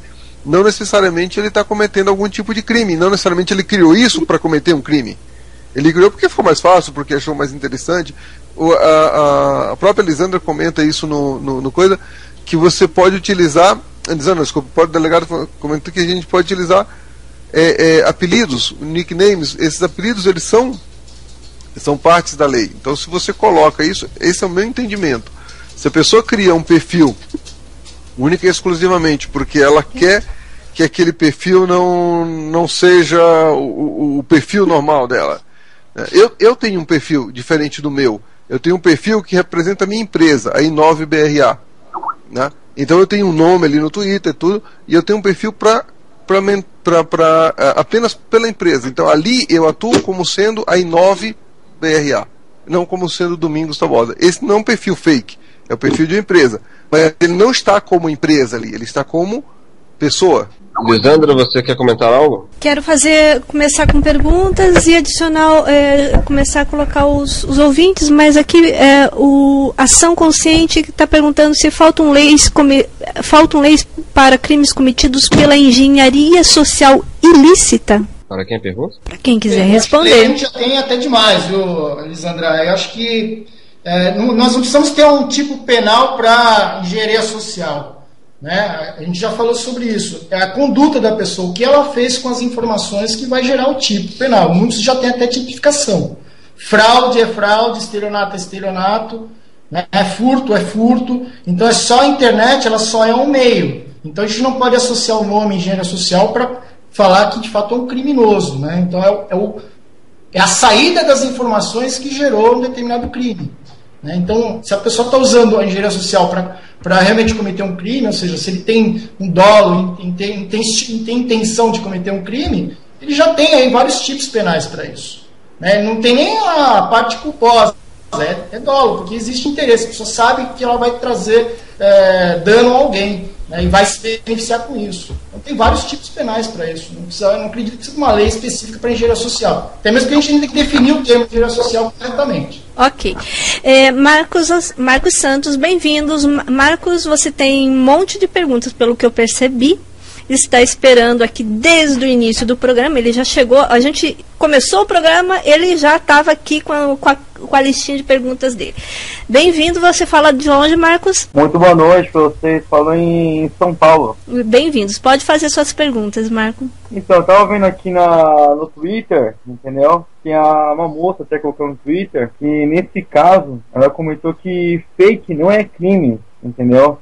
Nesse caso, tem muitos fakes em Facebook. Isso procede ou não? Posso responder, Elisandra, rapidamente? Sim, rapidamente, porque a gente tem várias perguntas. Pode ir. Tá bom. Vamos responder a pergunta que o Marcos fez, uma excelente pergunta, com o próprio Facebook. Tá? O item 4 do termo de uso é muito claro. Os usuários do Facebook fornecem seus nomes e informações reais. E precisamos da sua ajuda para que isso continue assim. E esses são alguns dos compromissos que você firma conosco em relação ao registro e à manutenção da segurança da sua conta. A pessoa que faz isso contrário, ele está contra o próprio termo de uso do Facebook. Está claro aqui. Né? O item 6 é outra coisa, está muito claro. Você acha que algum criminoso sexual condenado, ele vai falar que ele é criminoso e ele não vai criar conta no Facebook? Ele vai criar, ele criou um fake. Então ele sabe que ele está cometendo um crime. Ele está contra as normas da empresa. Então, muitas coisas estão justamente nos termos. A maioria das respostas já estão nos termos. Na minha visão, a maior parte das pessoas não lê isso, né? Na minha visão, um fake, ele já tem uma intenção realmente de esconder alguma coisa. Então, Lisandra, se você me permite, eu gostaria de fazer alguns esclarecimentos, porque os conceitos que o Erasmo colocou, eles são, no mínimo, um pouco confusos. Primeiro, quando você está falando, eu creio que o assunto está girando em torno, nesse exato momento, olha, um perfil fake, ele poderia ser considerado criminoso? Termo de uso não é instrumento adequado para caracterizar uma determinada conduta como criminosa ou não. O que estabelece que uma conduta ela é criminosa ou não é criminosa é a lei penal. Ponto final. Quando você fala de que uma determinada conduta ela é crime, ponto final, é porque ela infringe uma lei penal. Nesse aspecto, eu vou mais uma vez, porque está havendo uma certa confusão quando se fala no que diz respeito à identidade. É isso que está havendo a confusão, ok? Então, eu vou ser bem claro. É claro que existem algumas divergências, tanto na doutrina como na jurisprudência, o entendimento dos tribunais, quando se fala a respeito do alcance da falsa identidade. Porém, o que o tipo penal, o que está escrito na lei, descreve quanto à identidade, ela tem um alcance que abrange as características da pessoa, como nome, idade, estado civil, profissão, sexo, etc. Isso daí, veja, é um entendimento que ele é abordado pelos os mais assim renomados mestres do direito penal, como é o caso do Magalhães Noronha, Nelson Hungria, etc. Isso é um primeiro aspecto. Eu também tenho esse entendimento. Dentro do artigo 307, o termo identificação, ele está sendo colocado, identidade está sendo colocado de uma forma geral, não de uma forma específica. Porque a intenção, nesse caso, efetivamente o que o legislador quis foi abranger a maior quantidade de condutas no sentido de se preservar O que? A identificação das pessoas. É como eu disse, quando você está falando para o direito do que diz respeito à identidade, você está falando de individualização de pessoa através de uma série de características. Então, isso por aí você já coloca. É óbvio, quando você está falando de infração a termos de uso de um determinado serviço, você está falando simplesmente em aspectos que podem configurar um ilícito civil, porque você não está respeitando os termos de um contrato que você fez com aquela empresa que fornece aquele serviço na internet. Isso, consequentemente, é um ilícito civil e não um ilícito penal. Okay, inclusive, agora eu quero citar que a ouvinte, @Laine Souza, através do Twitter, ela agora disse que agora sim, agora está respondida. Agora a dúvida dela tá ok. Ela agradeceu aqui via Twitter. O Marco Santos, no início do programa, tinha uma pergunta. Tá lembrado, Marco? Se ele não tiver lembrado, eu lembro. Então, nesse caso, eu queria saber como denunciar os fakes, a partir do momento que a gente verifica que é um fake, entendeu? Como se denuncia um fake? Essa pergunta... Isso, seria exatamente isso. Como poderia denunciar o fake lá nos sites, entendeu? Que nem Facebook, Orkut, Twitter até mesmo, entendeu? Eu queria saber mais ou menos como pode denunciar os fakes. Apesar, Marco, que já há o próprio, dependendo da rede social, já é isso automatizado, né? Isso já pode ser feito automatizado. Você está falando o quê? Perante a lei? É isso que você está querendo perguntar? Então, Felipe, porque assim, nesse caso, concordo com você, o Facebook tem um recurso lá que pode denunciar os fakes, entendeu? Inclusive, eu já fiz também, tinha um fake, que era de um colega meu, entendeu? Ele foi prejudicado referente ao fake. Eu denunciei esse fake, porém não teve resultado nenhum resultado pelo Facebook, nem resposta. Então nesse caso aí sim, quando ele continua, você está perguntando o que fazer, né? Acho que o José Mariano é bom perguntar, é bom responder essa, você não acha, José Mariano? Olha, eu posso dizer o seguinte, primeiro, quando você está falando de um perfil dentro de um serviço falso, é como eu mencionei no início, você tem que levar em consideração, se você está simplesmente fazendo o uso de algum tipo de alias ou coisa do gênero, no sentido de preservar o seu anonimato, ou se você realmente está utilizando informações relacionadas a uma terceira pessoa, esteja ela onde estiver, mas que não se faz presente, com o objetivo de obter algum tipo de vantagem. A lei é clara nesse sentido. A falsa identidade ela só pode ser levada em consideração desde que você esteja tentando obter uma vantagem, ou para você ou para uma outra pessoa. Aí você pode considerar dessa maneira. Na maior parte de todos os prestadores de serviço na internet, o que acaba acontecendo? Eles têm ferramentas para que se possa simplesmente pegar e denunciar um usuário, como é o caso do Facebook e em vários outros serviços. Agora, o prestador de serviços, ele firma um determinado contrato com o usuário e ele não pode, de uma maneira unilateral, fazer a exclusão daquele usuário ou simplesmente deixar de prestar o serviço para ele. Porque nesse caso ele estaria assumindo uma posição que chegaria quase que ao extremo de uma posição jurisdicional, ou seja, dizer o direito, falar quem está certo ou quem está errado, o que poderia inclusive gerar ações judiciais contra aquela própria empresa que provém o serviço na internet. É preciso tomar muito cuidado. Porém, se o usuário, de uma maneira ou de outra, ele infringir os termos pelo qual ele aderiu ao serviço que está sendo prestado naquele site, ali na internet, o que vai acontecer? Nesse caso, sim, abre-se a possibilidade de exclusão de perfil, não prestação mais do serviço. Então é um aspecto meio tormentoso, que simplesmente tem que ser particularizado e tem que ser analisado caso a caso. Ok, aqui o Ação Consciente ainda tem mais uma pergunta, que é: quais as características pessoais e comportamentais explorados na engenharia social? Eu vou fazer essa pergunta ao Erasmo. Pode repetir a pergunta novamente? As características pessoais e comportamentais explorados na engenharia social. Mas explorados da pessoa que seria, no caso, a... Essa pergunta veio do @ação consciente, ação _ consciente. É assim que está lá no Twitter. Então, a gente vai ter que interpretar assim. Perfeito. Eu vou colocar novamente o meu ponto de vista, tá, Lisandro? Erasmo, eu acho que eu entendi a pergunta. Ele falou quais são as atitudes que as pessoas têm que os engenheiros sociais exploram. Né? Assim, o que é a vulnerabilidade que essas pessoas deixam? Bem, as principais, eu vou comentar as principais. Tá? A primeira dela é a questão do egocentrismo. Né? As pessoas se expõem demais em questão a imagens, a exposição dos seus bens materiais, das suas informações pessoais. A gente pega o exemplo próprio do Facebook, o Orkut, o LinkedIn. Existe informação demais ali que não necessitaria estar naquele local, naquele período, naquela rede social.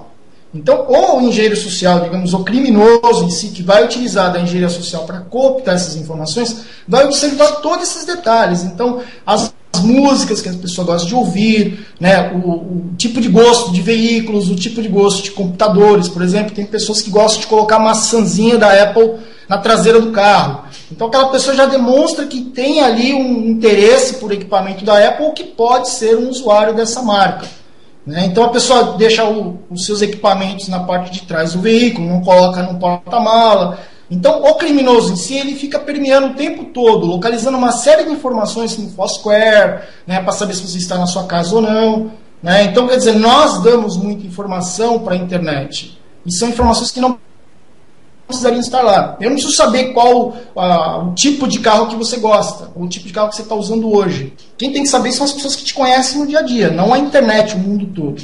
Né? Então a gente tem que tomar cuidado no que nós colocamos na internet gratuitamente. Se a gente pegar hoje o Curriculates, por exemplo, tem todas as informações de uma pessoa ali. E eu não preciso de nada, é simplesmente lá digitar o nome da pessoa, vem todos os dados do professor. Né? Deveria ter uma autenticação, mesma coisa o Face, tem coisas que não preciso adicionar no Facebook, é só o trivial, mas esse é um ponto, o egocentrismo. Outra questão é a parte de narcisismo, a pessoa que precisa aparecer o tempo todo. Né? Esse também fica muito exposto. E dependendo da pessoa que está analisando o comportamento dela, ela pode, de uma certa forma, utilizar de forma ardilosa para tentar denigrir a imagem dessa pessoa. Então temos que tomar alguns cuidados também com essa exposição desnecessária. O engenheiro social, o criminoso em si, ele vê esses pontos. O engenheiro social ele procura mitigar para deixar que isso não aconteça, evitar esse tipo de exposição. Eu gostaria de acrescentar que um outro comportamento também muito comum é a vontade de ajudar. Também, perfeito. Isso é um dos grandes pontos fracos. As pessoas estão ali para ajudar você. E ajuda te passando as informações que você quiser. Marco Santos. Oi. Mais alguma pergunta? Sim, eu queria fazer a pergunta para o José Mariano. Sim. A partir de qual momento se considera um crime informático? Como assim? Bom,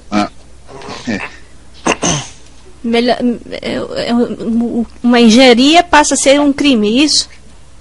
Então, porque nesse caso tem site, tem quem citou também Facebook, Orkut, tem um site, um exemplo, Bradesco, aconteceu uma vez também, que foi um site falso, entendeu?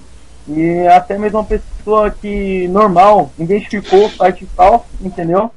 E repassou para as pessoas. E nisso, o que aconteceu? Foi passar um e-mail pro Bradesco, entendeu? Que estava pegando informações sigilosas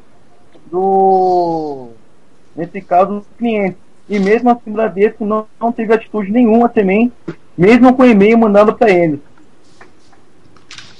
Vamos por parte, Marcos, porque acontece o seguinte, a sua pergunta é um tanto quanto genérica, e na realidade o que você está mencionando é uma conduta, até certo ponto, bem conhecida no que diz respeito aos crimes que são praticados por meios eletrônicos, que seria o phishing e scam, que poderia ser enquadrado como, no caso de serem obtidas as informações utilizadas de uma maneira indevida, como um furto mediante fraude. Isso é muito conhecido dos meios financeiros. Agora, o simples fato de uma pessoa colocar um site de uma maneira indevida, explorando a marca de uma determinada instituição financeira, olha, isso pode eventualmente fazer parte de um processo para se chegar na consumação de um delito que a gente chama de iter criminis, são os atos preparatórios para que você possa chegar naquele delito. Mas atos preparatórios pela legislação brasileira nem sempre pode ser considerado efetivamente como prática de crime ou, no mínimo, como uma tentativa do crime. Se eu crio um site falso de uma instituição financeira, já pensando em obter informações de uma maneira indevida das pessoas para que eu possa utilizar essas informações e acessar indevidamente as suas contas correntes e promover o desfalque financeiro, eu preciso, até determinado ponto, ter isso muito claro, e a conduta ela tem que estar realmente infringindo o que está na legislação penal para que eu possa considerá-la, no mínimo, uma tentativa. Se eu simplesmente paro no meio da minha conduta, não realizo aquilo que realmente é criminoso, então o que vai acontecer? Efetivamente, aí eu não estou praticando nenhuma conduta criminosa. Às vezes também existe uma dificuldade de muitas instituições, principalmente as instituições financeiras, de conseguirem obter medidas judiciais que permitam que ela possa excluir determinados sites que são colocados na internet, objetivando a divulgação de malware, ou até mesmo para práticas ilícitas, porque isso cabe ao Poder Judiciário fazer. E o Poder Judiciário, ele só atua mediante provocação e após uma análise. Então, há necessidade de você particularizar cada caso e examinar se efetivamente a conduta ela se enquadra como uma conduta criminosa ou não. Eu gostaria de fazer uma pergunta aqui de um ouvinte nosso, do @Rogério_Alves. Ele pergunta o seguinte, eu gostaria até que o Domingos começasse a responder. Como as empresas estão tratando o assunto? Existem políticas de anti-engenharia social nas organizações? Ou seja, ele bota anti-engenharia social entre aspas, que evidentemente pode ter outro termo utilizado pelas empresas. Domingos, por que você responde aí ao Rogério Alves? Ô, Rogério, desculpa, nossa. Eu queria aproveitar também e agradecer os nossos ouvintes, os retweets e a participação de todos. Pode falar, Dom. Ok, obrigado, Rogério, pela pergunta. Eu achei muito interessante essa pergunta pelo seguinte, a gente trabalha com as empresas justamente nesse ponto, como proteger, o que você deve fazer para não ser tão exposto, ser tão vulnerável nas coisas, tá? O que existe hoje é um desenvolvimento de uma política de segurança da informação.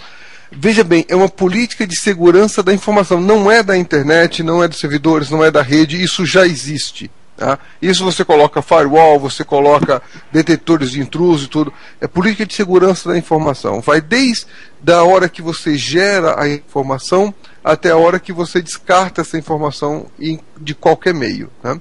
Então, essa política da informação é um documento. Tá? Existe uma ISO, a ISO 27000, que regulamenta essa parte, não regulamenta, né, mas orienta como se elabora essa política e como se trata esse tipo de informação. Existe sim nas empresas, agora, infelizmente, a gente tem menos de 15% das empresas que se conscientizam a esse aspecto.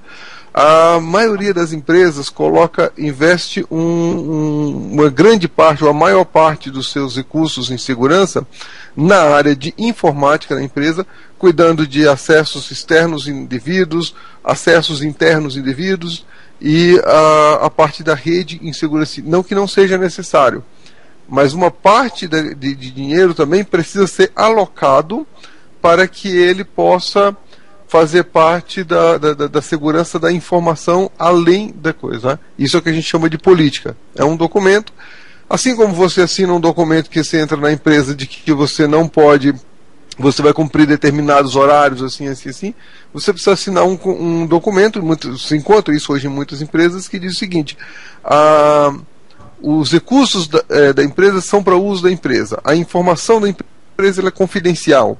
Então você não pode passar sem autorização de determinados níveis, dependendo da informação. Se você assume um cargo de gerência, que você tem acesso a um nível de informação mais confidencial da empresa, você também tem alguns argumentos ali dentro, alguns documentos em que você assina e que você fica ciente. Uma outra coisa importante é que normalmente depois de 6 meses todo mundo esqueceu aquilo. Então é importante que a gente fique fazendo uma reciclagem dessa informação. Assim como é feito as CIPATs, que tem Semana de Segurança de Prevenção de Acidente todos os anos, você precisa também fazer uma reciclagem na parte de política de segurança das empresas também. E aí a gente trabalha com as pessoas, não com os equipamentos. Espero ter respondido a sua pergunta. Alguém quer complementar alguma coisa? Posso concluir? Pode concluir. De fato, o que foi comentado agora pelo Domingos é a realidade de mercado. Né? A gente tem aí regulamentos de segurança da informação, temos políticas de segurança da informação, todas as ISO 27000 servem para nortear as empresas, mas não são todas as empresas que têm maturidade para seguir isso. Então, muitas vezes o termo de confidencialidade ele é visto ainda de forma muito subjetiva. Né? Empresas que possuem maturidade, elas conseguem demitir um determinado funcionário justamente por ele não seguir esses termos e essas políticas. Né? Então, o uso inadequado dos recursos computacionais dentro da empresa pode gerar uma demissão. Né? Então, você está utilizando lá um computador que é para uso corporativo, está explícito lá que é para uso corporativo. Você usa aquele equipamento para uso pessoal, para acessar conteúdos de entretenimento que não tem nada a ver com o objeto da empresa. E está claro isso lá na política. Você vai ser chamado a conversar com recursos humanos, vão te explicar, vão nortear, mas as pessoas insistem em não acatar essas regras. Então, existe treinamento, na grande maioria das empresas, para poder nortear, para não divulgar informações confidenciais, sigilosas ou mesmo públicas dentro da empresa, para qualquer pessoa. Mas as pessoas acabam, por acreditar que ninguém vai fazer nada, ou seja, aquela boa-fé, as pessoas acabam falando. É igual a história de contact center. Se você pegar um funcionário que entrou no contact center hoje, que está lá trabalhando com informações sensíveis de cartão de crédito, ele saiu da empresa hoje, nesse momento ele já está lá no metrô e no ônibus discutindo as pessoas com quem ele atendeu, o que ele falou, o número do cartão, a bandeira do cartão, enfim, começa a falar uma série de informações dentro de ambiente público, metrô, trem, ônibus, é muito comum isso, que as pessoas não observam o ambiente externo, né? Então, só para fechar essa questão, eu lembro que tinha sido feita uma outra pergunta. As outros objetos também dos engenheiros sociais que usam a engenharia social de forma não ética, ou seja, de forma criminosa, são usuários leigos, aqueles que não detêm conhecimento de tecnologia. Então, ele é uma vítima constante. O tempo todo ele vai ser vítima constante dessas artimanhas. Então, tem que tomar um certo cuidado de fato. Isso cabe a nós, gestores, profissionais da educação, educar a sociedade que não tem esse conhecimento desses modos operantes. Uma última frase, por favor, Lisandra. Uma coisa muito importante é que muitas empresas não conseguem determinar o que é informação confidencial ou não. Então, às vezes, os funcionários até têm interesse, mas eles não sabem que aquela informação é ou não confidencial. Ok, Marco, a última pergunta, e rapidinho, tá? Porque a gente está no finalzinho do programa e a gente precisa dar o fim.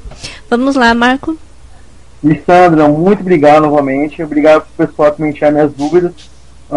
Só um adendo só, o Erasmo realmente tem totalmente que ele comentou com a gente, informações sigilosas de banco, entendeu? Que assim, já trabalhei em instituições de banco. Nesse caso, tem pessoas que não têm a ética realmente e falam, entendeu? No ônibus, no metrô, nome de pessoas, saldo bancário de pessoas, entendeu? Então, assim, realmente, isso acontece realmente, entendeu? Que no domingo, o Domingo falou também, nesse caso, passar um treinamento do pessoal, um treinamento, entendeu? Mas o pessoal não tem ética no serviço. Infelizmente, tem pessoas que não têm ética e discorde e passa as informações, às vezes, para os familiares, para pessoas que falam saldo bancário, o pessoal, falando de tal, tem 15 mil na conta. E algumas informações sigilosas que a gente pega na mão, entendeu? São o quê? Relatórios, entendeu? De saldo bancário, relatórios, a movimentação da conta bancária do pessoal, então, assim, depende da ética da pessoa. Infelizmente, tem pessoas que não têm ética. E uma última pergunta seria para o José Mariano. Vamos supor, José Mariano, se tiver encontrar um site, entendeu? Que é duvidoso, entendeu? Tem algum outro site que eu possa estar indicando site sigiloso? Vamos supor, eu tenho eu encontrei um site, entendeu, José Mariano? E esse site, ele pega informações sigilosas, eu sei disso, porque já pessoas passaram isso pra mim, comentaram isso comigo, entendeu? E eu queria saber se tem um site que eu posso linkar esse site duvidoso e passar para outra pessoa para estar beneficiando esse site duvidoso. Além de, só para complementar a pergunta do Marco agora, eu gostaria de citar também a questão, já embarcando nessa pergunta, a questão do e-commerce. Como é que isso também pode atrapalhar a operação do e-commerce, principalmente em relação a modo de pagamento, enfim, a engenharia social? Domingos, você pode responder? Claro. Só um pouquinho, o Domingos responde e na sequência o delegado Mariano já responde o Marco, ok? Porque ficamos assim, porque daí já fica mais rápido, ok? Tá. A parte do e-commerce, ela é importantíssima, porque assim, o que acontece no e-commerce? Você está na máquina ali, você não tem uma pessoa atendendo. Bom, claro, algumas empresas de e-commerce têm, mas muitas empresas, a maioria delas, e a filosofia do e-commerce é máquina.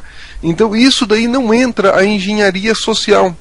Eu não tenho pessoas, eu não vou atacar e pegar informação de pessoas. Aí eu tenho invasão de sites, aí eu tenho a parte hacker, a parte cracker da história mesmo, a parte de você invadir e usar recursos computacionais para conseguir aquelas informações. Isandra, você quer comentar? Não, é o delegado Mariano. Delegado Mariano, responde o Marco, por favor. Bom, mais uma vez, com a pergunta do Marcos é um tanto quanto genérica, é difícil assim você estabelecer um critério no qual você possa dizer, olha, tal situação implica numa situação de falsidade ou não. O que eu acho é que a partir do momento que qualquer pessoa se deparar com uma situação de divulgação de informações pessoais de uma maneira ilícita, uma situação de falsidade de informações, isso tem que ser levado ao conhecimento de qualquer forma possível para uma autoridade policial que esta sim terá as condições legais de fazer a investigação necessária em sendo o caso. O que não dá para a gente imaginar é uma coisa genérica, de tal forma que não se tem a possibilidade de você obter informações de uma maneira adequada. Vou dar um exemplo que vai ficar mais claro. Primeiro, você vai iniciar uma investigação relacionada a esse fato, porém o prestador de serviços não é um prestador de serviço nacional. Você está se deparando com uma situação na qual os recursos que estão sendo envolvidos nesse caso estão fora do país. Então, consequentemente, fica muito difícil você trabalhar no aspecto investigativo, você trabalhar com relação à apuração, fica muito complicada. Portanto, cada caso é um caso, tem que ser particularizado e, consequentemente, levado ao conhecimento das autoridades que tratam da investigação dos delitos, a Polícia Civil ou, eventualmente, em casos excepcionais, a Polícia Federal, para que providências dentro do aspecto legal possam ser adotadas. Ok. Eu ia encerrar, mas, infelizmente, meu coração não deixa. Eu tenho uma pergunta da Tuli, que está aqui, acho que ela está aqui, faz 40 minutos que ela está com a pergunta aqui esperando. Ela quer saber o seguinte, como que o Facebook faz para coletar, ela quer saber especificamente como é que o Facebook faz para coletar dados de suas páginas, produzindo relatórios como curtidas, idade, país, gênero e o tipo de... como é que faz esse levantamento? Ainda tem mais uma pergunta. Eu estou fazendo assim a toca de caixa, porque a gente está com o horário esticadão pra caramba. E o @ação consciente está perguntando aqui como mensurar a efetividade de políticas de conscientização nas empresas. Essas duas perguntas eu gostaria que fossem respondidas assim, de bate-pronto. O William Neto está aqui perguntando se fake é crime e se o anonimato é impossível e o voto parlamentar. Eu não entendi a pergunta dele, mas enfim. Eu queria que essas duas perguntas que eu fiz fossem respondidas rapidinho, por favor, em relação ao tempo. a pergunta do Facebook eu vou deixar para o Eras, e a pergunta do mensurar as políticas de conscientização nas empresas vou deixar para o Domingos, mas assim, lembrando que é a toque de caixa, tá? A resposta. Papum, na lata. Erasmo, a pergunta de como é que é levantado esses dados aí. Bem, Lisandra, eu acho que não teria nem condição de explicar isso, porque a gente está falando de uma propriedade intelectual. Como o Facebook faz para triangular todas essas informações, só os engenheiros deles vão poder explicar exatamente qual que é a forma de triangular tanta informação. Não deve ser algo tão simples de ser feito. Então, eu não tenho essa resposta para dar, até mesmo que seria até imprudente em falar algo que somente o Facebook sabe como funciona. O que eu posso dizer é que existe uma triangulação de informações com base nas informações que nós vamos cedendo. Por isso que lá no termo se pede as informações corretas, para eles poderem saber qual é a quantidade de usuários de determinado país, qual as pessoas que têm idade superior a 20 anos, quem é do sexo masculino, feminino. Quanto mais for verdadeira essa informação, mais fácil, mais adequada e mais correta será a estatística. Quanto mais informação falsa, menos segura será essa estatística para os clientes, ou seja, para os stakeholders agora do Facebook, que são os acionistas. E cada vez mais as informações vão ter que ser mais precisas. E essas equipes de inteligência interna vão ter que buscar cada vez mais informações precisas e verdadeiras dos seus usuários. Então, a forma como eles utilizam a logística lá para chegar nesses resultados, eu não tenho como lhe dizer. Não tenho nem condição de responder essa pergunta com 100% de garantia. Domingos. Erasmo, só uma coisinha, Lisandra, só um minutinho. Erasmo, pegando uma coisa que você nos falou outro dia. Sim. Talvez a gente possa, e os nossos ouvintes também possam entender isso melhor. A gente tem que prestar atenção até mesmo no nosso lixo. Entendeu? O que uma rede social como o Facebook, o Orkut e outros fazem? Eles reúnem esses nossos comportamentos exatamente para poder emitir os demonstrativos disso. Então, a forma como você está dizendo, realmente não dá para a gente questionar ou abordar ou discutir. Mas explicitamente o que eles fazem é isso, é simplesmente pegar o que a gente faz, o que a gente vê e os lugares por onde a gente visita e simplesmente traça um perfil em cima disso. E isso é utilizado regularmente. Domingos, a pergunta da mensuração. A pergunta sobre Qual a melhor forma de mensurar a efetividade e políticas de conscientização e mensuração nas empresas? Uma das coisas da política de conscientização e mensuração é o seguinte: uma das coisas que a gente consegue medir de forma indireta, tá? Logo depois que a gente faz essas palestras e essa parte de seminários sobre a conscientização das empresas, o acesso externo à internet na empresa costuma cair em torno de 20% a 30% durante o horário de trabalho. Ok, gente. Olha, chegamos no final, estourando no tempo. O assunto, 2 horas se passou como se fosse, para mim, pelo menos, como se fosse 10 minutos. Foi, assim, muito bom, esclarecedor, dinâmico, um programão. E, a princípio, para mim, foi bastante instrutivo. Eu vou passar as palavras para as considerações finais, dicas, contatos e o que for que quiser falar. Agora a palavra é aberta a quem é o dono da mesa aqui hoje, o Erasmo Guimarães. Erasmo, a palavra está contigo. Boa noite. Boa noite, Lisandra. Obrigado mais uma vez a todos os amigos que participaram da discussão. O meu e-mail é eras.com@gmail.com. Estou aberto a trocar o conhecimento. Eu quero trazer algumas recomendações, vou ser bem breve, para que a gente possa melhorar essa qualidade de vida dos internautas. A gente falou o tempo todo de gestão e agora a gente pode falar um pouco de tecnologia da informação, né? Então é importante que nós, dentro da nossa casa, mantemos as nossas portas fechadas. Na internet é a mesma coisa, né? Então temos que ter senhas seguras, trocar essas senhas com uma certa frequência, né?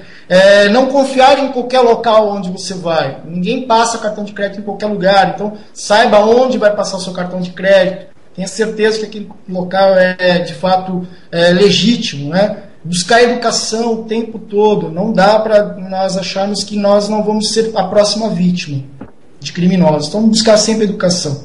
tomar cuidado com seus check-ins na internet, nem sempre é importante você falar onde você está, porque o criminoso pode usar essa informação contra você, né? Desconfie sempre que for possível, use criptografia sim, entendeu? Cifre seus dados, vai vender um computador, tire o disco rígido ou sanitize esse disco rígido, né? Gerencie suas senhas de forma correta, né? Faça sempre um caminho diferente, porque o engenheiro social, quando ele tem interesse ilícito, né, ou caso o criminoso tem interesse em cometer um crime, ele vai saber qual o caminho que você está utilizando, vai te rondar, entre aspas, né? Então, desconfie sempre de pessoas que batem na sua porta com qualquer tipo de informação que você desconhece, né? Não abra a porta para qualquer um. Na internet é a mesma coisa, e seja discreto na internet. Quanto mais barulho, mais ostentação, mais fácil de você ser a próxima vítima. Então, essas são algumas palavras, depois a gente pode falar alguma coisa mais técnica, mas eu acho que a gente sintetizou tudo isso de forma bem objetiva. É a educação o tempo todo, é buscar o conhecimento e não deixar o criminoso ser sempre a principal peça desses trabalhos, né? A gente tem que sempre mitigar esses problemas. Acho que é só isso, Lisandro. Eu agradeço muito, tá? Foi muito prazeroso mesmo a conversa, eu agradeço. Contatos, delegado. Desculpa, delegado não. Erasmo. Meu e-mail é eras.com@gmail.com. O Twitter eu tenho lá o Erasmo Guimarães. Tem uma página no Facebook também, que é o Erasguim. Também pode me localizar como eras.com, também vai me achar lá tranquilamente. Tá? Então, estou à disposição. Então, lá no final do programa, você passa lá na catraca e pega a tua carteirinha do clube Overdose Virtual, tá? Obrigado, Lisandro. Obrigado, pessoal. E no final... Obrigado aos ouvintes que cada vez mais prestigiam aí o programa. Muito obrigado mesmo. Quem participa de três programas pode pedir música, tá bom? Olha, pode pedir um tema também. Pode pedir um tema também. A gente fica muito feliz e contente de ter a colaboração, a presença de um convidado assim, tão entusiasmado com o que fala, apaixonado pelo assunto e que fala com tanta propriedade do que conhece, né? Então, assim, eu vou dizer pela equipe e em meu nome que é um prazer realmente ter o Erasmo aqui na mesa toda vez que ele comparece. Já compareceu no do Wi-Fi, já compareceu no do Profissão TI, que deu um show também. E agora nesse que é um tema bem interessante. Muito obrigado pela participação. Eu que agradeço, Lisandro. Obrigado, pessoal. Muito obrigado mesmo. Domingos Tabosa, agora é sua vez. Bom, eu queria agradecer a oportunidade. Eu acho sempre muito importante para que a gente debata esses temas, leve a consciência, leve esse tipo de informação às pessoas. Eu não sou dono da verdade aqui, muitos temas são discutidos, esses temas são todos polêmicos. Eu queria até parabenizar o programa por trazer sempre temas bastante polêmicos, bastante controversos, porque essa controvérsia enriquece bastante, né?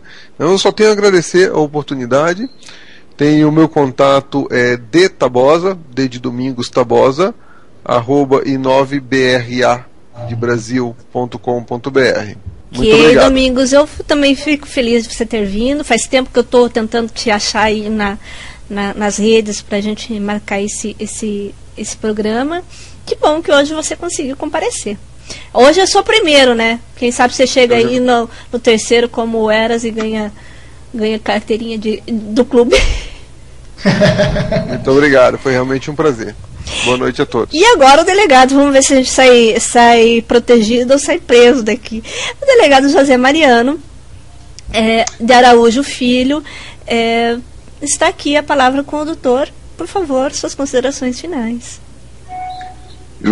Inicialmente eu gostaria de agradecer para você, Lisandra, agradecer ao Felipe, ao Mariel, parabenizar tanto o Domingos como o Erasmo pela sua excelente participação dos dois, nas considerações que fizeram e em tudo aquilo que tiveram a oportunidade de nos brindar, utilizando os conhecimentos deles, né? Eu gostaria de dizer que esse é um assunto que certamente ele teria muitos outros aspectos que poderiam ser discutidos, mas é óbvio que o tema por despertar paixões, ele também poderia se estender bastante, e consequentemente a gente teria muita coisa para comentar, mas eu acho que já foi ótimo, e o mais importante, que as pessoas tenham consciência a respeito de tudo aquilo que envolve questões que muitas vezes são consideradas polêmicas, muitas vezes são consideradas inadequadas, mas o que é mais importante, é preciso se difundir o conhecimento, é preciso que as pessoas elas busquem o conhecimento verdadeiro, elas saibam exatamente sobre o que um determinado tema ele está falando, e não simplesmente acreditar ou deixar de acreditar naquilo que lhe é colocado na sua frente. Importante que todos tenhamos opinião sobre os assuntos que nos chegam.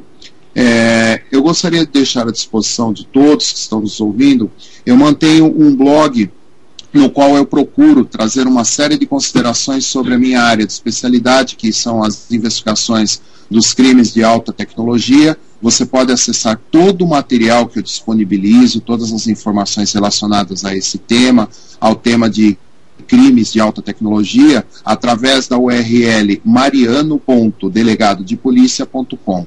mariano.delegadodepolicia.com. Então, periodicamente, eu estou divulgando uma série de material que eu considero relevante, prestando alguns esclarecimentos, trazendo alguns aspectos relacionados tanto à área da tecnologia da informação como à área jurídica. Eu também posso ser encontrado no Twitter através do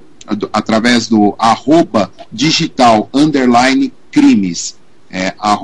@digital_crimes.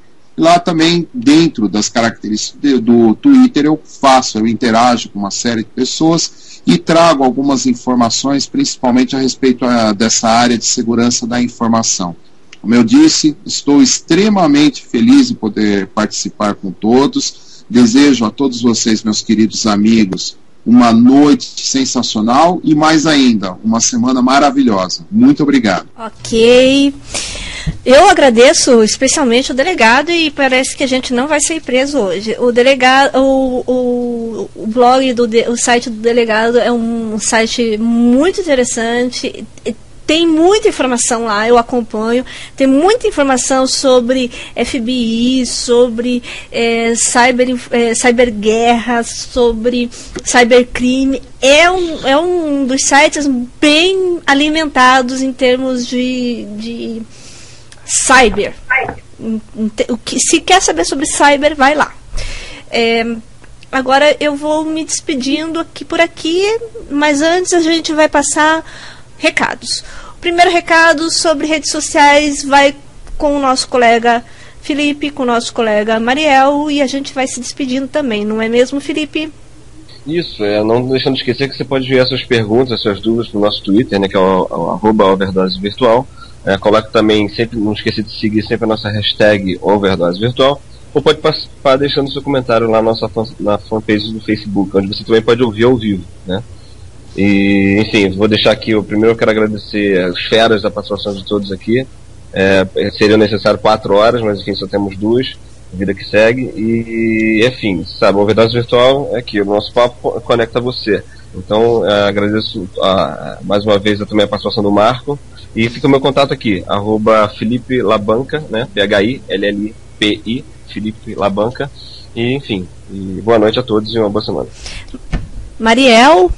Mais uma vez eu agradeço a generosa aula que vocês nos deram a respeito de engenharia social. Deram a nós todos, a nós da equipe, e aos nossos ouvintes também.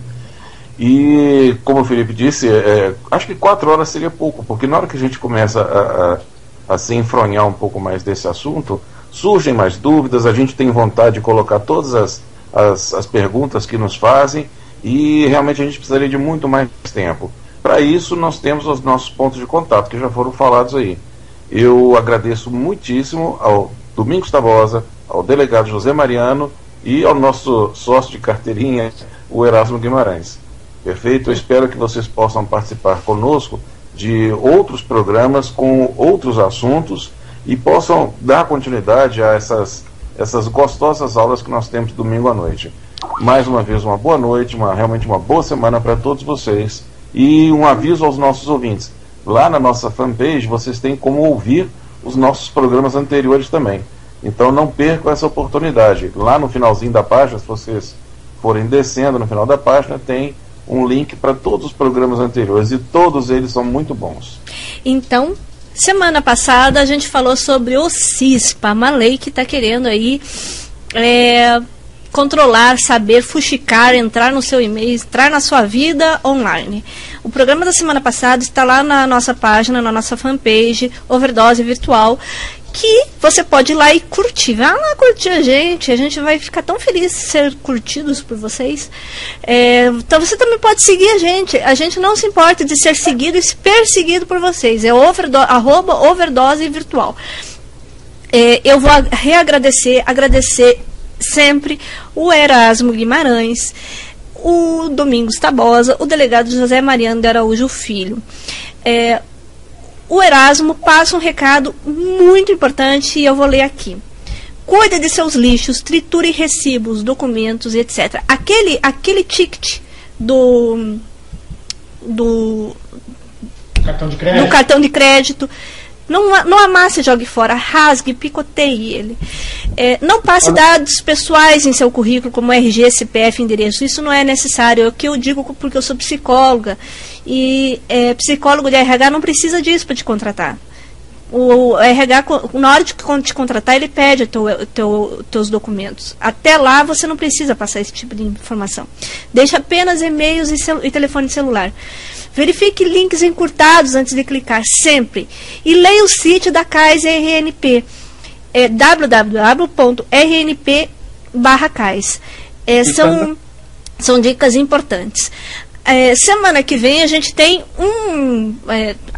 semana passada a gente falou sobre CISPA, que é uma lei que vai fuxicar a vida da gente, que permite ao governo fuxicar a vida da gente. Essa semana a gente falou sobre pessoas fuxiquentas, que ficam fuxicando a vida da gente.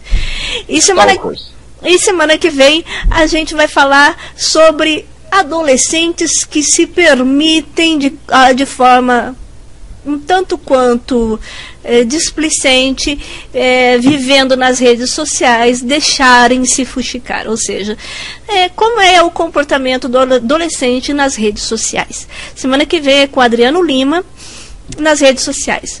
Ok, gente, todo mundo ligadinho, domingo que vem às 20 horas aqui na Rádio Vlogs ou na nossa fanpage. Vai lá curtir a gente, vai, eu tô pedindo, vai, gente, curte a gente. Por favor, curta a gente. Ou descurta, mas curte, sei lá, vai lá e clica e fique lá, que a gente vai ficar feliz. A gente deixa vocês perseguir a gente lá, não tem problema. Eu vou agradecer novamente. Eu já agradeci, mas eu vou agradecer de novo ao Eras Guimarães, Domingos Tabosa, delegado José Mariano de Araújo Filho, que não prendeu a gente. Aqui eu fico. Dei todos os recados. O meu Twitter, eu também tenho Twitter, gente. Eu esqueci. O meu Twitter é @lgolba, GOLBA. Deixa eu ver se o Thiago tá aqui. O Thiago vai entrar aqui. Bom, se é pra falar o Twitter pessoal também, eu esqueci do meu, né? Então Mariel Souza.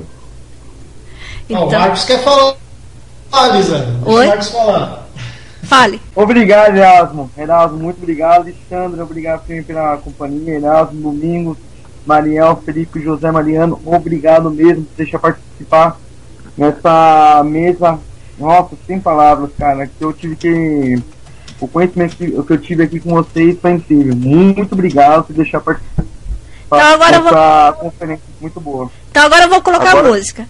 Tá? Agora você tem uma missão de divulgar isso aí para os seus amigos, para os seus conhecidos, que não estiveram aqui junto com você, tá? Tá bom. Tchau!